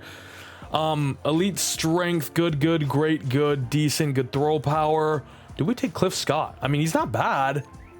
He's most certainly not bad, and he's only 21, so it would be great to sit him for a year. He's a scrambler archetype at 6'5", as well. Out of Florida, the next Tim Tebow I'm smelling. So let's go ahead and do it. I mean, this is a little Lamar Jackson story. This guy won the Heisman, I'm hearing. It's fallen down the board for whatever reason. I don't know what it is, but I'm taking Cliff Scott to be the new franchise signal caller of the Chicago Bears after a dynasty led by Caleb Williams. He only has 1 year left on his contract. Cliff Scott is next up. Hidden depth. Why'd he fall? Why'd he fall? Okay. Can't lie, I'm scared about losing Jamal Powell. It's going to be such a big hole for us to fill next season. Mike Lashley, not the craziest athlete, but also has elite strength, which you'd like to see. Looks like the BPA in terms of defensive tackles, and with the leadership of Jamal Powell, Devontae Tucker ahead of him, hopefully they can mold him into a special talent, although he will be only normal. Let's check out the class though. Cliff Scott ends up being a 73. Lastly, high overall, 74 there. The rest of the draft though, we kind of whiffed. And let's check out that other quarterback who did end up going number 9, 78 overall. Wow, our guy's literally better. Imagine I traded up, bro. I would have been so mad. So mad. They got the next Trey Lance. Hell, if I traded up, then it really would have been 86. 86 overall right guard who went in the middle of round 1. Where have you been all my life, brother? X Factor? No, he's only superstar. Wow, though, just give him X Factor, EA, please. And I believe he was the only hidden. No, we got some other. The CPU drafted me someone. I'm gonna go ahead and review him right now. It doesn't really matter, but I kind of just want to see if it really is Lamar Jackson. I'm gonna see red. Okay, he ends up only being a star, but that's fine. He's going to sit for a year. As you can see, Caleb is regressing heavily now at an 87 overall, but still is putting up godly numbers. We are going to make sure that Burton is starting this season. Cloud is our number 3. No doubt. I'm going to make it manual again. Offensive line, we're going to move this out. The center we drafted last year to right guard, where he's now a 78 overall. So the O-line is looking pretty fine if you ask me. Still got the tight end. The offense should still be top 5, if not top 3, if not top 1. They got me a safety. Interesting. I damn near might even start him type stuff. You know what I mean? I'm going to start him. Why not? Let's make Drayton LOL be number 2. The defense is looking like this. Newton, we got to make our number 2 because he is superstar dev. Melvin, too. The cornerbacks are awesome, man. Honestly, this team's looking to 4P. Can we do something that's never been done before? Is that my tight end? There's not going to be a battle at tight end, bro. What a stupid question. Your players lost trust in you because you didn't allow them to fight for the job. Dude, he's like 20 overalls higher. Is everybody going to be low morale now? Oh, guys, Anthony Hughes is literally maxed out.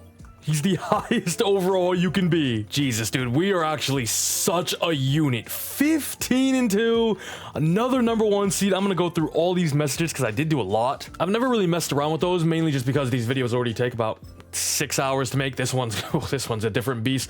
Caleb also though is a different beast. I mean, he might go down as the best quarterback of all time. Much more interceptions this year, but it's still an amazing MVP type year. On June. Yeah, but the boys over here did their thing again, especially Anthony Hughes, who got his bag finally and is playing well worth the money. 1,500 yards, I think a career high for him, and maybe even in Bears franchise history. And another 20+ touchdown season. Harrison, the tight end, really good. Matt Cloud, Rashad Burton did their thing, finally starting, which is awesome. Justin Summers has been as consistent as ever. Devontae Tucker has been as consistent as ever. He has been amazing, honestly. Beckham, 17 sacks, 14.5 for Tucker, 13.5 for Powell in his last dance for us. And then Daquan Johnson, first time in the double digits. I mean, at the end of the day, Caleb Williams to Anthony Hughes is just too unstoppable for the league to keep up with. There's no answer. There is no answer for those two. As we beat the Niners 31-28 in the division, we'll have the Commanders who we have faced so many times in the postseason. Can we make it 4 years in a row? Wow, we actually lost. We lost here 35-37. Valiant effort by the boys, but we fall just short. Caleb with 5 touchdowns thrown, 1 interception as the number 1 pick battle was the number 2 pick of the 2024 draft, of course, but Anthony Hughes' effort was still not enough somehow. Honestly, our defense just folded. How did we, our offense did everything they could. Make it 4 in a row, though. And here is the dilemma now. Do I keep playing Anthony Hughes in the slot, who has been unstoppable? So, why wouldn't I? Because I kind of want to get Cloud or maybe Burton more numbers and try to develop them quickly. By the way, June and Harrison, both of the superstar, is awesome. But obviously, Anthony Hughes, I kind of want to break every record with. He's been one of our best ever draft picks here. He's been such a fun player. Devontae Tucker finally goes up to superstar there. Well deserved, as Hayward ended up only being a star dev, but we'll go ahead and start him anyways still. How old is Devontae Tucker actually? He's only 28, so we're going to lose Jamal Powell this year, but we still got a few good years left of Devontae Tucker. And the Super Bowl here in 2036 goes to the Texans. 35-28, beat out Jane Daniels and the Commies. Eddie Judge is their new QB1, so no Stroud, who I believe is in New Orleans, right? Or probably retired at this point, to be honest with you. Anthony Richardson's retired. Rome just left. My goat, Rome. But in terms of player contracts, we got a lot of money, and that's because Summers is here, Beckham, but Caleb, of course, I thought he retired on us. Caleb is, of course, here. We're probably going to re-sign him just on a cheaper deal. I do want him to retire here. He's not asking for much anymore. That's if we can, though, because we are going to have to re-sign a ton of players here. Justin Summers has full interest. I actually might bump it down a little bit. 4 years is fine with me. He has full green. Come on now. Justin Summers, MLB, Urlacher, Roquan Smith, Yarbo, now Justin Summers, baby. Well, Dicta back in the day, too. Ball knowledge to you. Fun fact though, my history football knowledge is honestly not that good. I don't really know too much like past and present type, or I know present obviously, but like past players I'm kind of bad with for whatever reason. I don't know, just because I didn't really like grow up like loving the NFL. I was more of an NBA guy. I know a lot of history in soccer as well. For some reason, the NFL, I don't know, maybe just it's so volatile, like players just come and go so quick. Alex James is actually so freaking good now. I'm gonna re-sign him. We're gonna have the rookie contract for our QB for the next few years, so yeah. Harrison's probably gonna go though. He's 25. He has no interest either. It would just be too difficult. Our guy JJ wants a 4-year deal. He's 27 now. I think that's fine. I think that's fine. We do still need RB. Daquan Johnson is a 5th-year option. We'll accept that. I mean, as long as Jamal Powell is here, I'm going to offer him a deal, especially with us having the funds to do it now. You ain't going nowhere. Like him, Beckham, Hughes, I want them forever. And then, yeah, we'll re-sign Caleb Williams to this 1-year deal. He should accept, but he will be relegated to QB2. Because, ladies and gentlemen, it is Cliff Scott season. I'm gonna change his face and maybe number real quick though. Just doesn't look like a Cliff Scott, does he? Head 210. By the way, you remember when they got mad at me for that tight end battle? Look, this was the guy that was tight end 2. Like, he was never gonna start. Brock Bowers, welcome to the team. And then we get a new right tackle, 82 overall for 1 year. And Brock's only here for 1 season, so I'm gonna put our first 2 private workouts on the top 2 tight ends. Okay, one of the dudes we did is a round 1 true talent. They have us projected to go him at 30. As we're here now, pick number 30, Ashton Connor will be our pick, round 1 true talent. Out of Georgia as well, so he'll get a little mentorship from a former Georgia alumni in Brock Bowers, who may just be the best tight end of all time at this point in 2037. He's still going strong too. Number 18 in the class for Ashton Connor. Ooh, Brock, I need you to work your magic. Honestly, this guy kind of looks like a beast too. Mike Harrison out of A&M, pass protector as well, is what you want to see. 41 in the class. And there we go. He's the one for the future. I'm going to go Chris Hunter, DT out of Nevada. Ratings just look pretty mid, but we're at the end of round 3 now. You take these type of players. Definitely our worst pick of the video. There was literally nothing good about that dude. It was like the Josh Giddey graphic. Oh my god. Okay, finally though, a generational not offensive lineman. And after about 13 full seasons, Caleb Williams is now been relegated to the bench in favor of the new guy in town, Cliff Scott. Caleb though fulfilled everything in all expectations, but now can Cliff Scott handle the pressure that's been given to him? We still got the core and superstar players at almost every single position here. All Cliff's got to do is not be terrible. New QB, don't matter. We are still here in the wild card, but for the first time in a long time, do not win the North. How did the main man do though, Cliff Scott? It don't matter, baby. Offensive yards, 4th in the league. Defense, top 3. It looks like he exceeded all expectations as he puts up 4,500 yards, 46 touchdowns to just 11 interceptions. We got the next Caleb Williams, JJ. And Anthony Hughes, as you can see, is the most QB-friendly wide receiver of all time. 1,440 yards for him. Another 23 touchdowns. Bowers 2 yards shy of a K as Cloud and Burton contribute as well. What is he at now? Remember, he was at 94, I think, after this. So 109... yeah, he's something. Okay, so he is currently at 156 now. No, I'm definitely not using a calculator. We're closing in, and he is only 27 years old. That's crazy. He's just about to hit his prime. Safe to say he was well worth the money and more, to be honest with you, just like Jamar Chase is going to be when he finally gets paid. Devontae Tucker once... Oh my god, the sack numbers were crazy this year. Tucker, 17 TFLs once again. 21.5 sacks for Beckham, 16.5 for Jamal Powell, 13.5 for Tucker there. Daquan contributed with 7 himself, which is low, but when you consider the amount the others got, it's reasonable. Let's do it though. First postseason appearance with Cliff Scott under helm. Can he get us started on a new journey, a new dynasty, or just another one rebuilt, to be honest with you? We have the Lions in the divisional... I don't even know what I'm saying anymore. We lost we lost. And that's okay, because it was Cliff Scott's first season as a starter. Here's Rayner, our son, winning MVP, but Cliff Scott already finishes top 5. As he also wins a little best quarterback award. Hopefully that's a superstar dev. Crossing my fingers for that, as that will be big time for his development as he does go up to superstar. Nothing else on the offense. Still don't have Harrison, of course, as he didn't play this season. Devontae Tucker finally up to superstar X Factor, rounding out the 3-headed monster that is, with my guy George Randall here as well before, but nothing else. And the team that beat us won it all. The Lions get their first Super Bowl, so they didn't win one in their golden era, but they win one now, beat the Bengals 15-14. Kevin Simmons, their linebacker, MVP. In terms of players, we have Malik Gordon, our linebacker. Matt Cloud is ready for another contract, and Loki has no interest at all. Probably won't re-sign him. Devontae Tucker here, Jonathan George, our guard, of course, Jamal Powell, once again, Sergio Holiday. Has like full green interest in rejoining. I love this guy.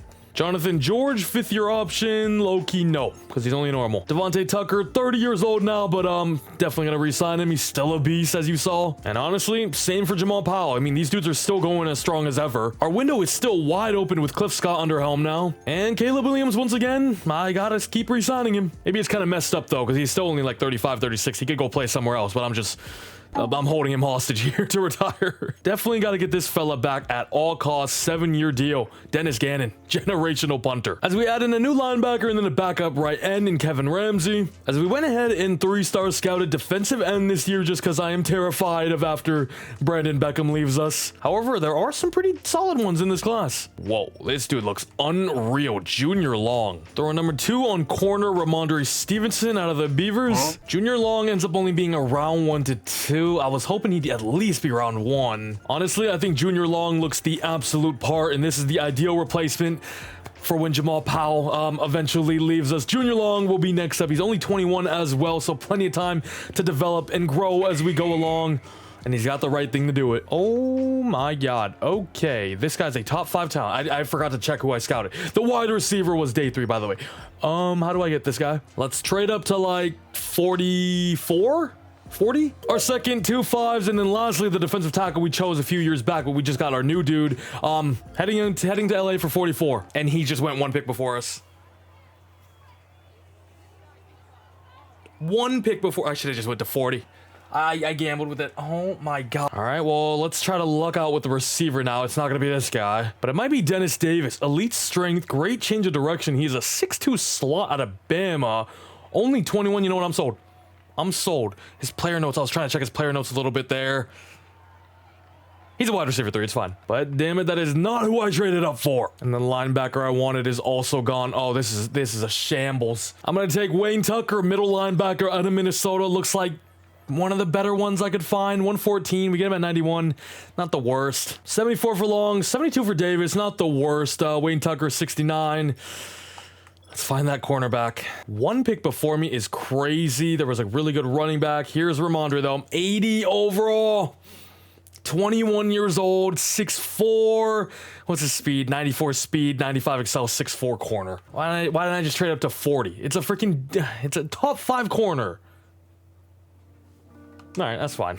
In year 15. We go 14-3, finish top of the North. Not the 1 seed, though, which goes to the Saints. Same record, though. This has just been so awesome, so successful. Cliff Scott, whoa. 5K? I don't think Caleb ever hit 5K. 52 touchdowns to 6 interceptions. MVP him right now. Juan June. And Anthony Hughes, once again, he was at 156 last time, so now he's at 178 with the chance to beat the record for most touchdowns ever for a receiver next season. I think it was 194, right? So he needs just a bit under 20 there. Ashton Connor, really good as the tight end one now. Burton with a 1,000-yard season for the first time, I believe. Summers, who's just been racking up the tackle numbers all video long ever since we drafted him. Whoa. 13 TFLs for Daquan Johnson. That's not what I'm looking at, though. It's this. Brandon Beckham. 28 sacks.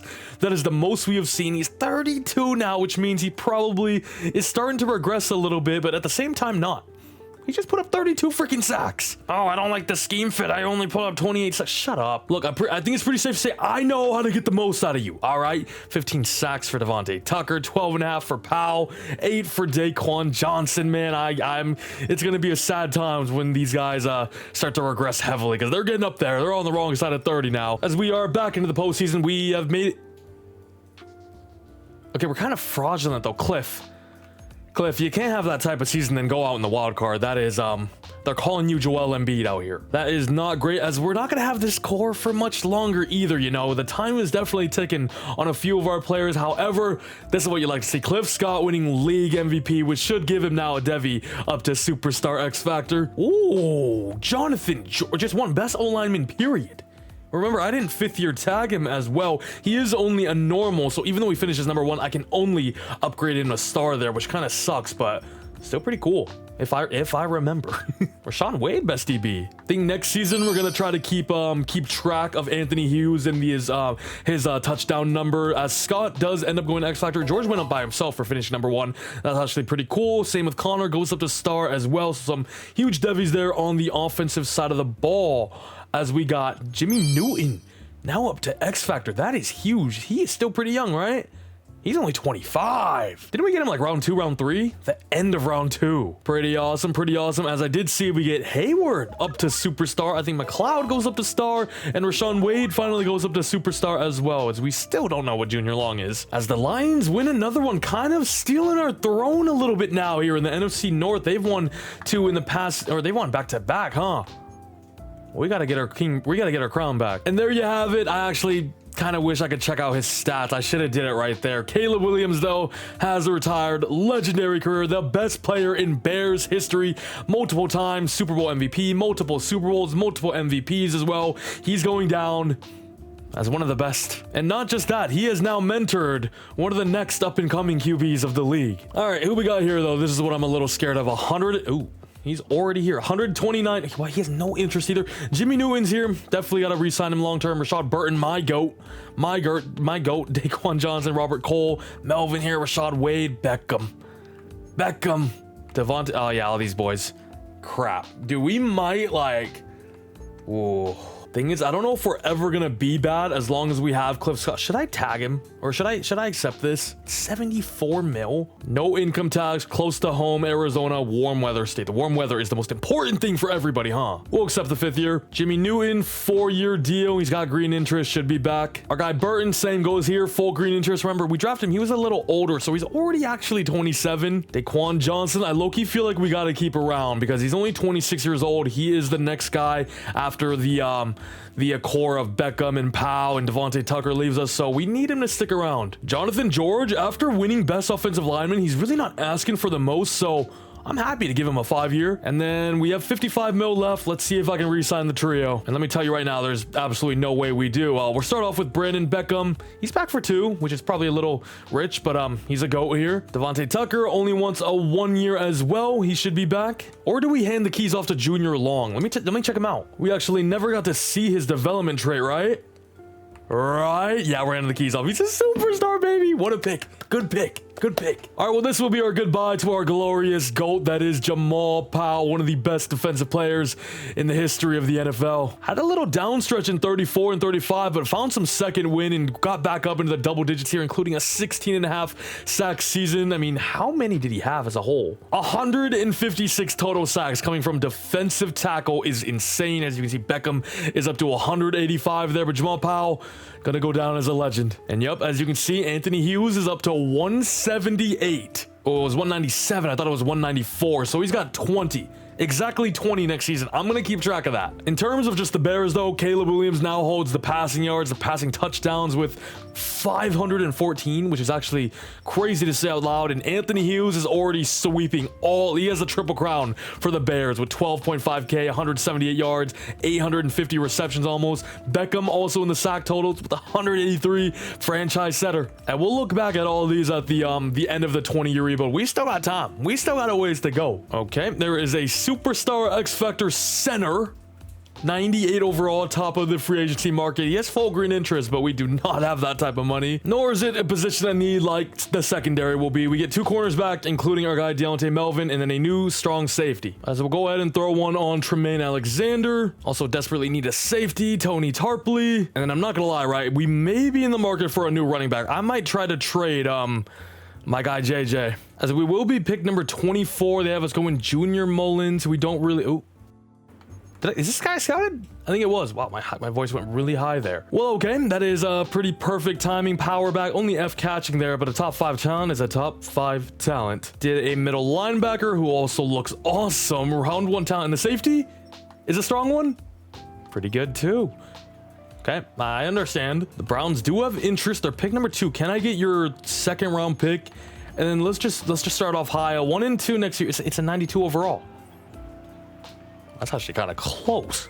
We'll just do next year's 3rd instead. It's been so long since I've had multiple draft picks. Han Jun is gone. Thank you for your contributions. He was RB1 for a lot of our dynasties, so definitely gotta show him some love still at the end of the day. But we get ourselves pick 34 this draft, and then a 1 and 3 next season. And he's like 29, 30 years old too. That's like dinosaur age for running backs. And guess what? We can swiftly replace him right away with a little Marcus Raymond power back out of A&M. Top 5 true talent, the new RB1 of the future, and he's getting to play alongside Cliff Scott and of course the GOAT in Anthony Hughes. Marcus Raymond, don't let me down. Let's take our guy Tony Tarpley out of the UBBBB round 1 to 2 guy, and our new starting strong safety after we didn't re-sign our guy Colas. He's number 30 in the class. Nice. And then with this pick, let's not even stall with it at all. Tremaine Alexander, we know the talent he is. Round 1, true talent out of Oklahoma, field general, and just 21 years old, which is what he was ranked in this class. He's hidden dev. He may be the next one up after Summer. Summer's getting a little up there now. He's got to be, right? This guy kind of looks like that Zaire Beckham Wazoo defensive tackle, only 21 years old, elite strength. Remember, Devontae Tucker only here for 1 more season likely. Number 65 in the class. Oh yeah, 98 strength, 358 pounds. Him alongside Junior Long. Literally Jamal Powell and Devontae Tucker all over again. This might be my best drafting video ever. We've hit on so many good ones, man. I'm having a great time. Everything's on normal too, by the way. Like, this has just been awesome. It has just been hit after hit after hit, as Marcus Raymond is the next one up. 77 overall, 74 for Tarpley Alexander, and a 72 for Zaire Beckham is definitely not bad. Year 16, midseason mark. We're 5-2, but we're mainly here, of course, to follow alongside Anthony Hughes. Watch him just be like trash this year. Yeah, let's see, look, Cliff Scott's numbers are a little lower, aren't they? Huh? Oh, I don't think I put him in the slot. I sold. Okay, well, now I don't think he's gonna get it this season, but I will stop to see if he's close. Okay, we're in week 13. He currently has 13. Can he get 7 touchdowns with just 4 weeks to go? I don't doubt the man. Okay, we just put up 42 points on the Chargers. Cliff threw for 5 passing touchdowns, and Hughes got 3 of them. He's actually gonna do it, isn't he? Bro, he's insane. However, Hughes did score, which puts him at 195. It's in the freaking snow here in Soldier Field. All right, I'm not gonna waste your guys' time. This really doesn't matter at all. I just wanted to see if he would score. Are we gonna tie? Kick the field. What is going on? I just hopped in for a freaking tie. Week 17, we have the Saints here. 2 touchdowns to break the record, and we're on Sunday night. This is perfect. Anthony Hughes, 18 touchdowns this season as well. We're in a dome. This could be the one. Let's just take the points. Let's not fall in love with the record books. Oh my God, what a dive. Oh, what was that? Oh my God. No. Anthony Hughes has tied the all-time record with a 75-yard touchdown. I missed it, though. I was going too fast, bro. Oh. All right, looks like we're just killing this game out. We take the field goal, 6 seconds to go. We're going to get the win. Oh, we're actually on Sunday Night Primetime again. I think they flexed it, knowing, of course, Anthony Hughes needs just 1 more. Inside the Washington 30 now, Anthony Hughes. No, down on the 2. Give Anthony Hughes some more space. This is giving me 2016 Warriors vibes. We're chasing the regular season record a little too hard right now. We're losing focus of the main goal. Cliff! Get him down. Oh my God, this is a shambles. How you like me now? The hell? Who is yelling at me? That actually kind of scared me. And you know what? Maybe we'll do it ourselves. Hughes, RB there. RB! And it's actually a close game too. Like, this is quite costly here. Hugh, my God. Cliff, you gotta find him. I could be done recording this video already, but I keep hopping in to every game. He actually didn't get it done. That is wild. And remember, it's a regular season stat, so these playoffs do not count at all. So we're gonna have to wait till next year. Cliff still goes crazy, but it would have been even crazier if I actually had Hughes in the slot for the beginning of the year. That is Raymond. Not a bad rookie season. 933 yards. I like that a lot. He's only a star. Top 5 talent, you know. Hughes ended up still going insane, though. 1 touchdown shy of breaking the record, but currently is tied with Jerry Rice right now. Burt and Connor, both 8 equally. Same with Dennis Davis. And how did we look on defense? Summers, 99 tackles made, 19 TFLs for Beckham, 15 for Devontae Tucker there, and 19.5 sacks for Daquan Johnson. Big number 6'9", 16.5 sacks for Beckham, 9 for Tucker, 6.5 for Junior Long, the new starter. I like Daquan getting that because that should be a Devy now up to superstar, and we just gave him that big contract. As we'll have Seattle as our first matchup here in the postseason, take care of business, 23-16 now of the 12-5 Saints in the second round, where we do have home field advantage, and lose. I don't think Cliff has gotten as far yet, has he? Yeah, we have not even sniffed the Super Bowl ever since Cliff Scott took over. Does he not have that clutch gene about him, that big game player? We know Caleb had it for sure, but Cliff, do you have it in you? George has just won best O-line again. This dude's he's about to go up to superstar on his own. What a beast. And offensively, I believe Connor goes up to superstar. Tight ends are so easy to get up. George, I'm going to make a superstar. He finished number 1, baby. That is pretty awesome to see. Alexander, hello? And did I catch that right? I did. Daquan Johnson remains that star. What? And the Saints, who took us out, end up winning themselves the bowl. 35-28 there. This Kenny Tucker dude had a season. How did that even? 74 mil for Hughes. Cliff Scott's on a 5th year. Beckham still getting the bag. Same with Summers.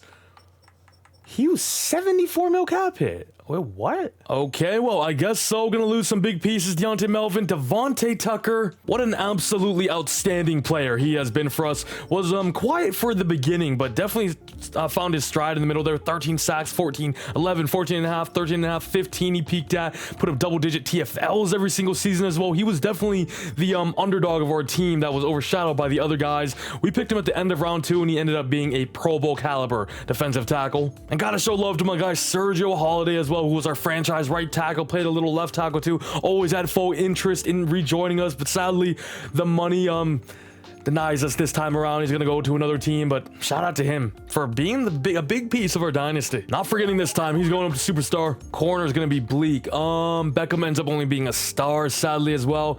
Safety, the secondary as a whole is not looking good, blood. And corner it is. We have 2 top 5 talents here, round 1 to 2 projection. Okay, so Aura ends up being a round 1 true talent. We also have pick number 20, where they have us to go with this corner, but we're gonna take Tyrone Sampson probably. What was that? Yeah, sure. Was this the Paul Bryant deal? I think it might have been. We have 30, or we have 84 as well. Okay, so with our first pick here at 20, let's go ahead and grab Tyrone Sampson, the 6'1", top 5 talent at cornerback. Immediately going to be CB2 on our team right away. We need him to play a big role. Number 3 in the class, hidden development. Looks awesome. We're now at pick 26, where I'm going to go ahead and take Randy Orr, the top round 1 true talent free safety, who, like the corner we drafted, going to have to play right away. Plug and play player. 21 in the class, a little lower than expected. Ends up only being normal. Our latter 3rd round pick, and then just some fodder for pick 1 here. As we'll go ahead and snag 2 top 5 corners in the same draft. This one being Duke Curtis out of Utah. We had Jalen Johnson. We had the other dude from Utah too that we drafted, so it's a similar story here. He's also only 21 years old. 6'1", elite acceleration, strength. This dude looks like the full package out at cornerback, number 2 in the class. Yeah. We're back. Our secondary is booming. And then I'm not gonna lie, round 3, I desperately need a hit on this pick on offensive lineman. Studebaker. Parker Studebaker. Okay, that was just race. Well, it wasn't, because never mind. You know what? I'm taking that dude. He looks like a beast. Get on my team, Parker. And we indeed did hit Parker Studebaker. I'm not gonna lie, that was an A+ draft by us. 76 for Samson, 75 for Orr, who ended up sadly only being normal with Duke Curtis. Looked like the best player in maybe the entire class. And we're back with the reveals here. Let's put it on Duke Curtis, the guy I'm most excited about. Let's go ahead and generate the best lineup, and let's check out the corner. Week 1, Sunday night primetime, Lambeau Field, Green Bay Packers, 1 touchdown to break the all-time record. We got ourselves the first and goal, just 42 seconds remaining in the first half. Anthony Hughes for the record gets in, and that is officially 198 receiving touchdowns for the Oregon wide receiver, drafted 8, 9, 10 years ago now, but is still just about 30 years old here, still just hitting the peak of his powers.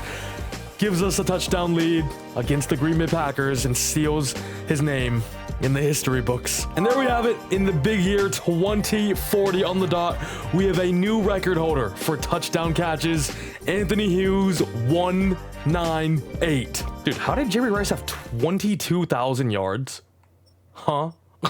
In year 17, it ain't no different. Number 1 seed again, but can Cliff Scott do it in the playoffs? Because he's been weirdly struggling, but puts up amazing regular season numbers again, to nobody's surprise. Raymond, pretty solid. I mean, these are similar numbers to Paul Bryant, and of course, it definitely wasn't Paul Bryant who we traded. What was his name? Juan, my guy JJ. JJ, shout out JJ. Anthony Hughes, 1,100 yards, 12 touchdowns, 1,100 for Ashton Connor as well, who's now developed into one of the best tight ends in the league. Justin Summers leads the way, because of course, 17 TFLs, 16 for Junior Long, 13 for Daquan Johnson, 21 sacks for Brandon Beckham. He is still going crazy. Aaron Rice with 5, huh? Junior Long, 4.5. Where's Beckham? Beckham only with 1.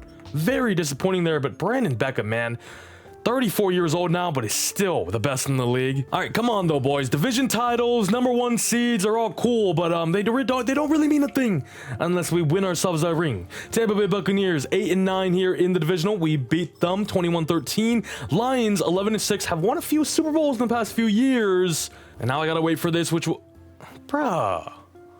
Cliff Scott might be on fraud watch. Cliff, nobody cares about these anymore. You need a ring. Ashton Connor up to X Factor as the Raiders get themselves 135-17 W against the Lions. I know they were cheering when they saw us lose in the conference championship. And okay, Cliff Scott, Anthony Hughes, Ashton Connor, Junior Long, Justin Summers, Mike Harrison, a right tackle, our left tackle. As Cliff wants a total of 591 mil.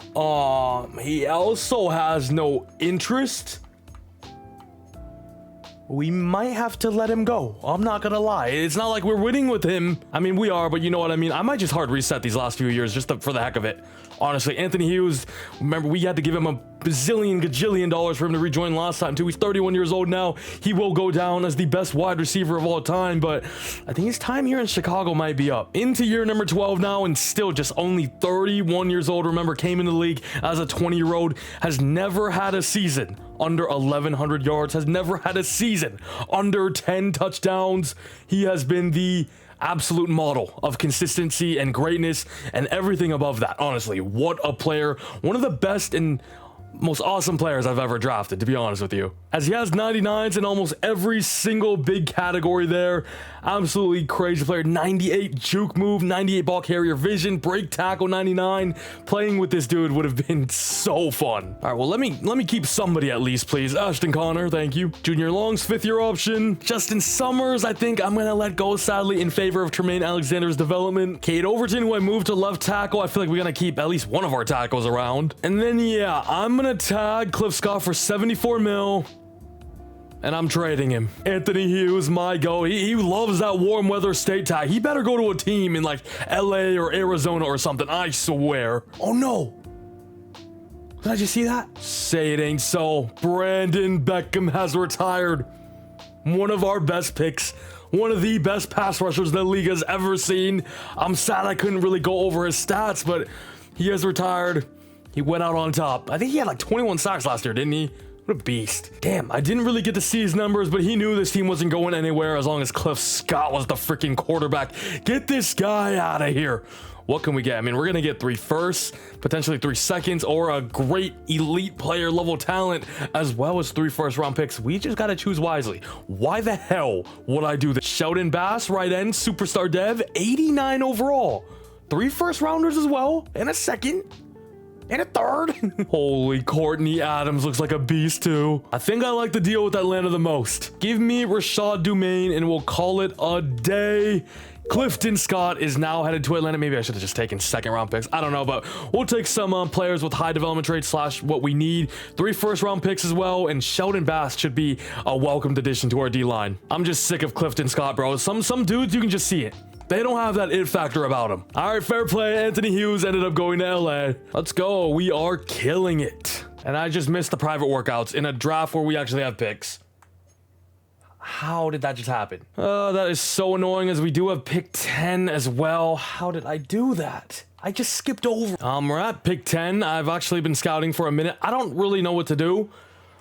I think I'm going to take Donovan Mullins. It looks like that right end I got from Atlanta is more of an interior guy. So we'll take Donovan Mullins to rush off the edge. Ugh. It's Faulkner all over again. That's what we did with the pick that Cliff Scott gave us. Awesome. I genuinely don't know what to do. I'm going to take Virgil Gentry here at pick 30. I don't have anything scouted. Thank you. Actually, I do have cornerback scouted, and check this out. Keyshawn Martin.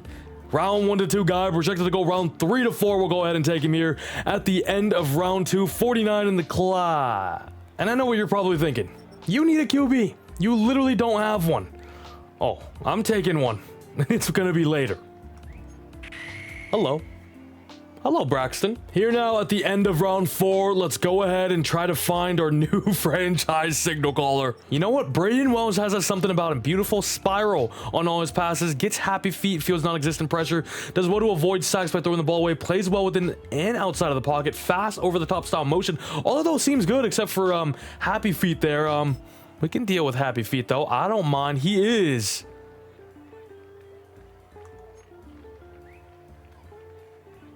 our new franchise quarterback. Okay, yeah, I'm at the point I really want to get this video over. This dude was maybe one of my worst picks of the entire video. Gentry, Martin, Crutchfield, good though. Wells is cool too. Maybe I should have just traded up to 1 and get this fella. Also, I just realized I traded for this dude and this guy. I should have just asked for picks. I don't know. That was stupid. Wells, you're the starter. We're here in year 18 now. Only 3 seasons to go. Let's get through it. All right, I've seen enough. Alex James, Jimmy Newton, you're on the block. Jimmy's heading to Cincinnati for a 1-2 this season and a 1-2-3 next year. Okay, maybe that was a little too low. Alex James heading to New York, their 2nd, 3rd, and then their 1st next year. They were projected number 1, so couldn't get their 1 this year, but I'll take next one. We finished this season off 7-10, which actually isn't too bad considering. Okay, well, this guy started instead. Joe Thompson, auto-generated lineup, dude. So annoying. He's only 24 though. Maybe he develops. Guess it's not going to be Wells though, which I was kind of hoping for. Raymond was cool. Dennis Davis actually our leading receiver. Burton number 2. No Anthony Hughes. No party. Tremaine Alexander big tackle numbers though. 128. Sheldon Bass monster year 1 for us. 17 TFLs, but nobody in the double digits for the first time in a long time. You're kidding me. I guess that's not really a surprise. You know what else isn't either?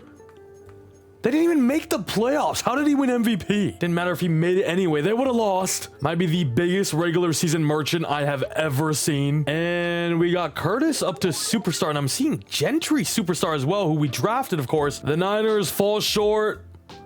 Again. Burton, let's make this a 2-year, my guy. You are 30 years old. Daquan's back for 3. Bass, we're gonna have to give big money to. He just has no interest at all, which is so annoying.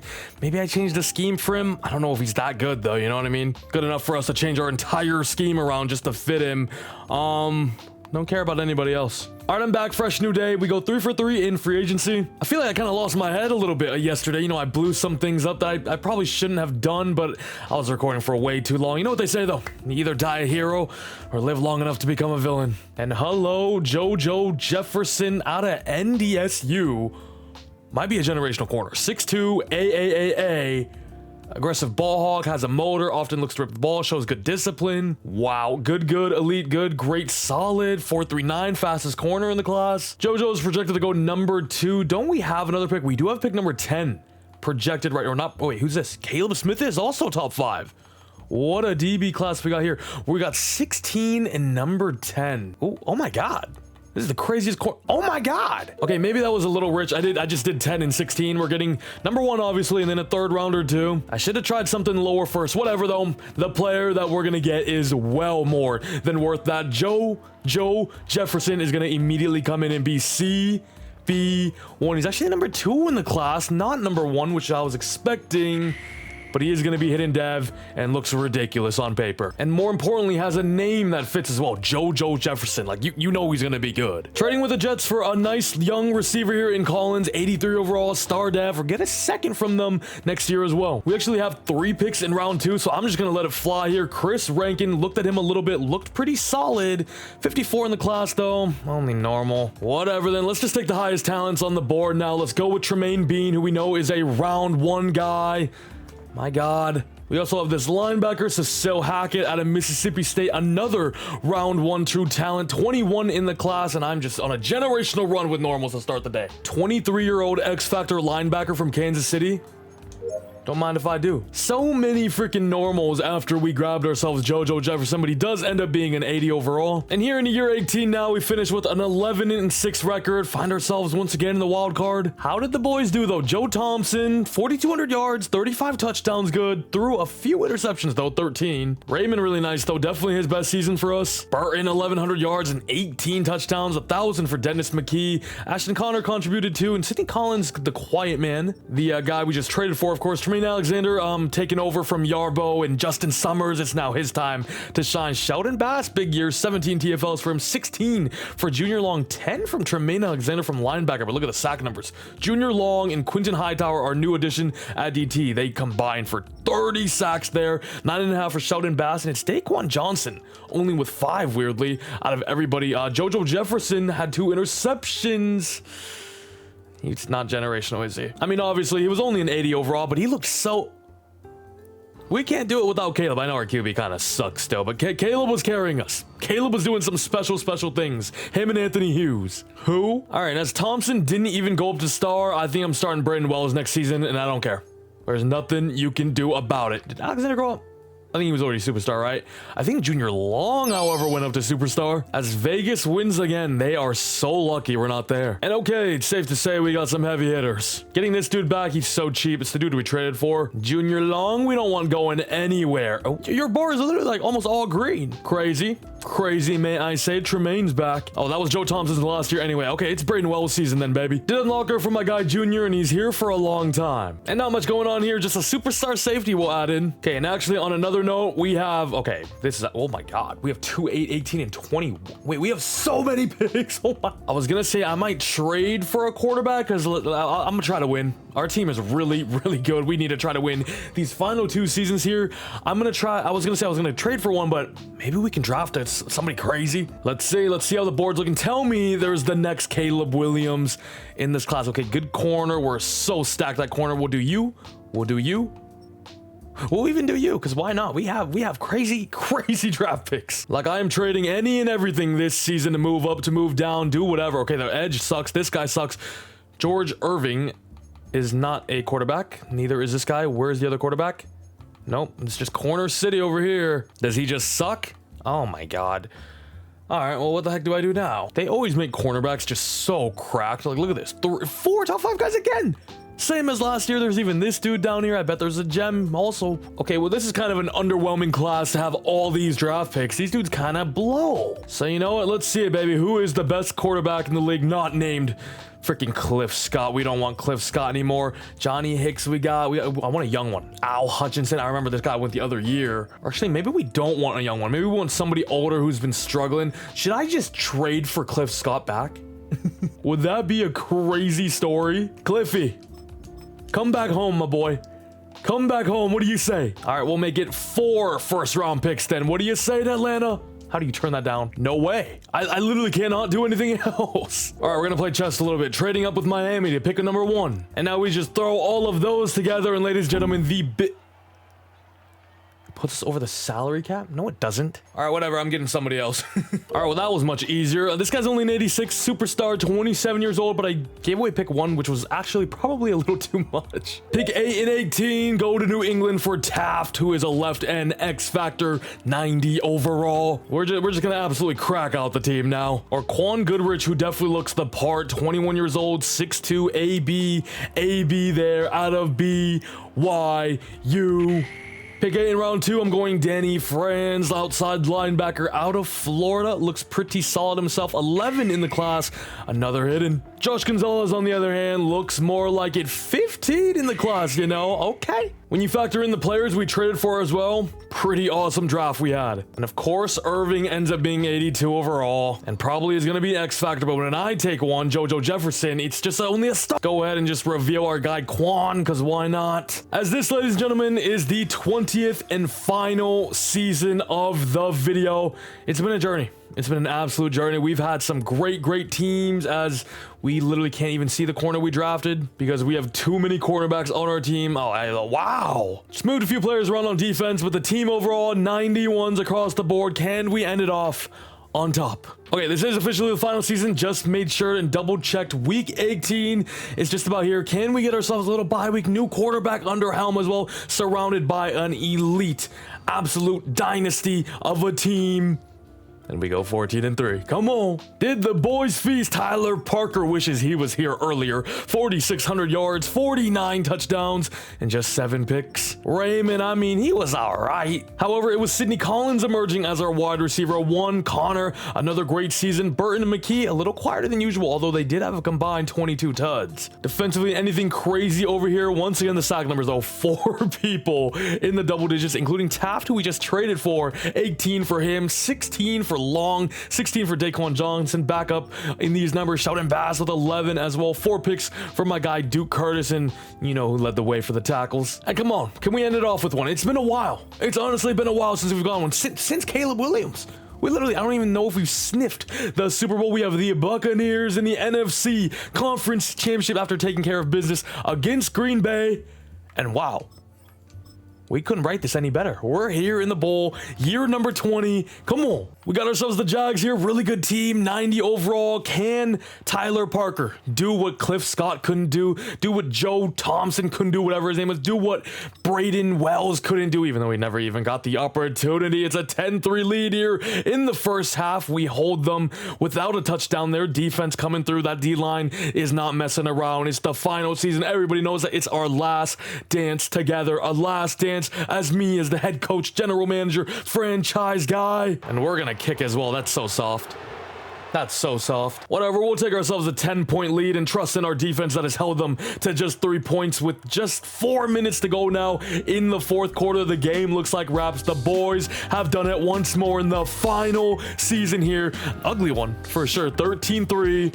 But the ring's all that matters, baby. As the Jacksonville quarterback went 8 for 19 for 80 yards. We absolutely shut him down. 2.5 sacks for Taft, 1 for Daquan Jr. Long as well. Taft has been a huge game changer. What a trade. Hey, what a perfect final season as Marcus Raymond, the running back, gets himself Super Bowl MVP. He had like okay stats. I don't even think he scored, but he'll take it. And the 20-year rebuild has now been finished. We can go over everything now. We finished number 2 on the legacy leaderboard, only behind Andy Reid, but above John Madden. I mean, that, my friend, is good company if you ask me. Did we get any new records here in the all-time books? We have Lamar Jackson, most rushing touchdowns. It says he's on the Eagles. That's the team he ended off with, but he ended up with 180 rushing touchdowns.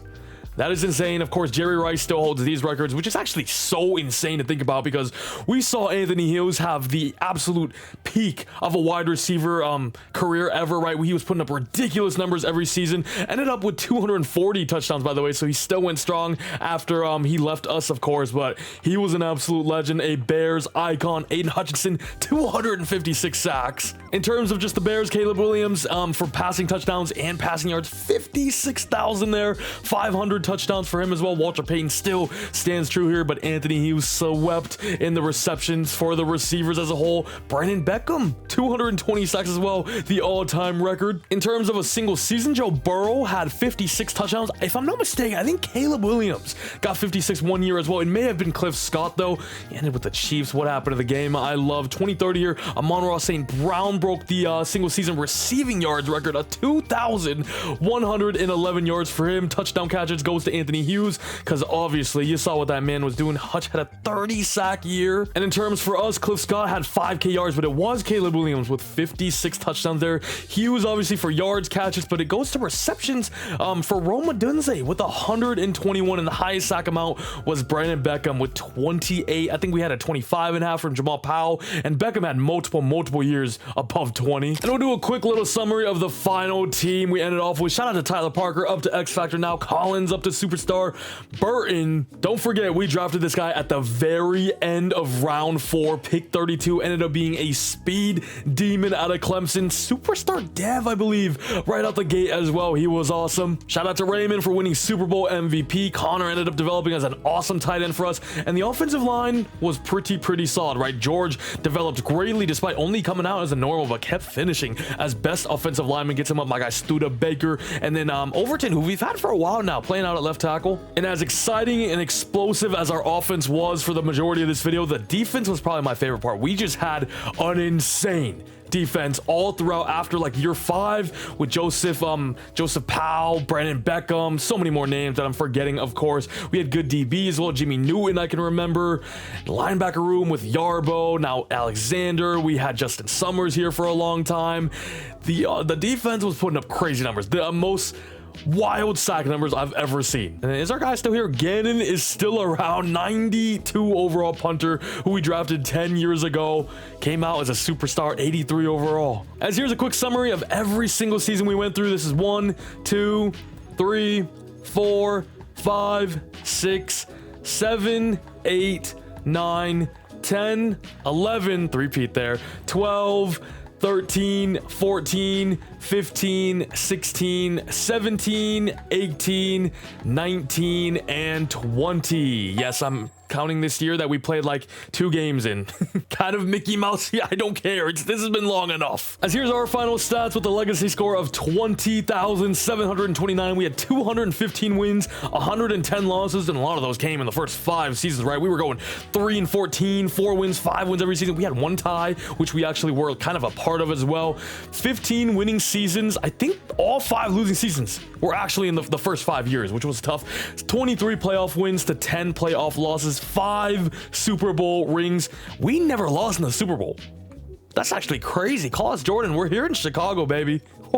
Damn, I needed 1 more though. And that is all of the Chicago Bears 20-year rebuild. Hope you guys enjoyed. If you made it here, you're a real one for sure. I appreciate you watching the whole thing. I hope you guys enjoyed. Like I said, this is probably one of my favorite rebuilds I've done.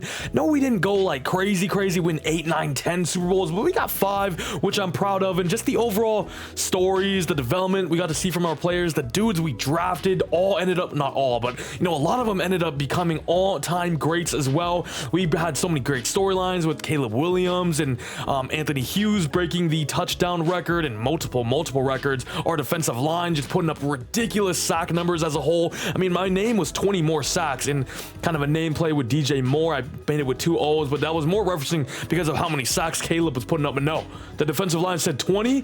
Bet. That's we'll do that every year. And on that note, happy New Year's, everybody. First video here of 2025. We're starting off big with the 20-year rebuild, which is what I did last year as well, which ended up being my best ever video. So hopefully the same for this one. But yeah, exciting times for this channel. I have so many plans, so many videos, so many ideas that we got to do this year that I can't even wait to put out. I got a second channel as well I'm working on where we're going to be doing a lot of tier lists, a lot of rankings, a lot of just like going over the NFL season. It's the end of the year now, so I'll be talking about, you know, my quarterback rankings, running back. We'll do mock drafts. We'll do redrafts of previous seasons. I want to do a ton of stuff. 2025, we're going to be locked in, so please stay tuned for that.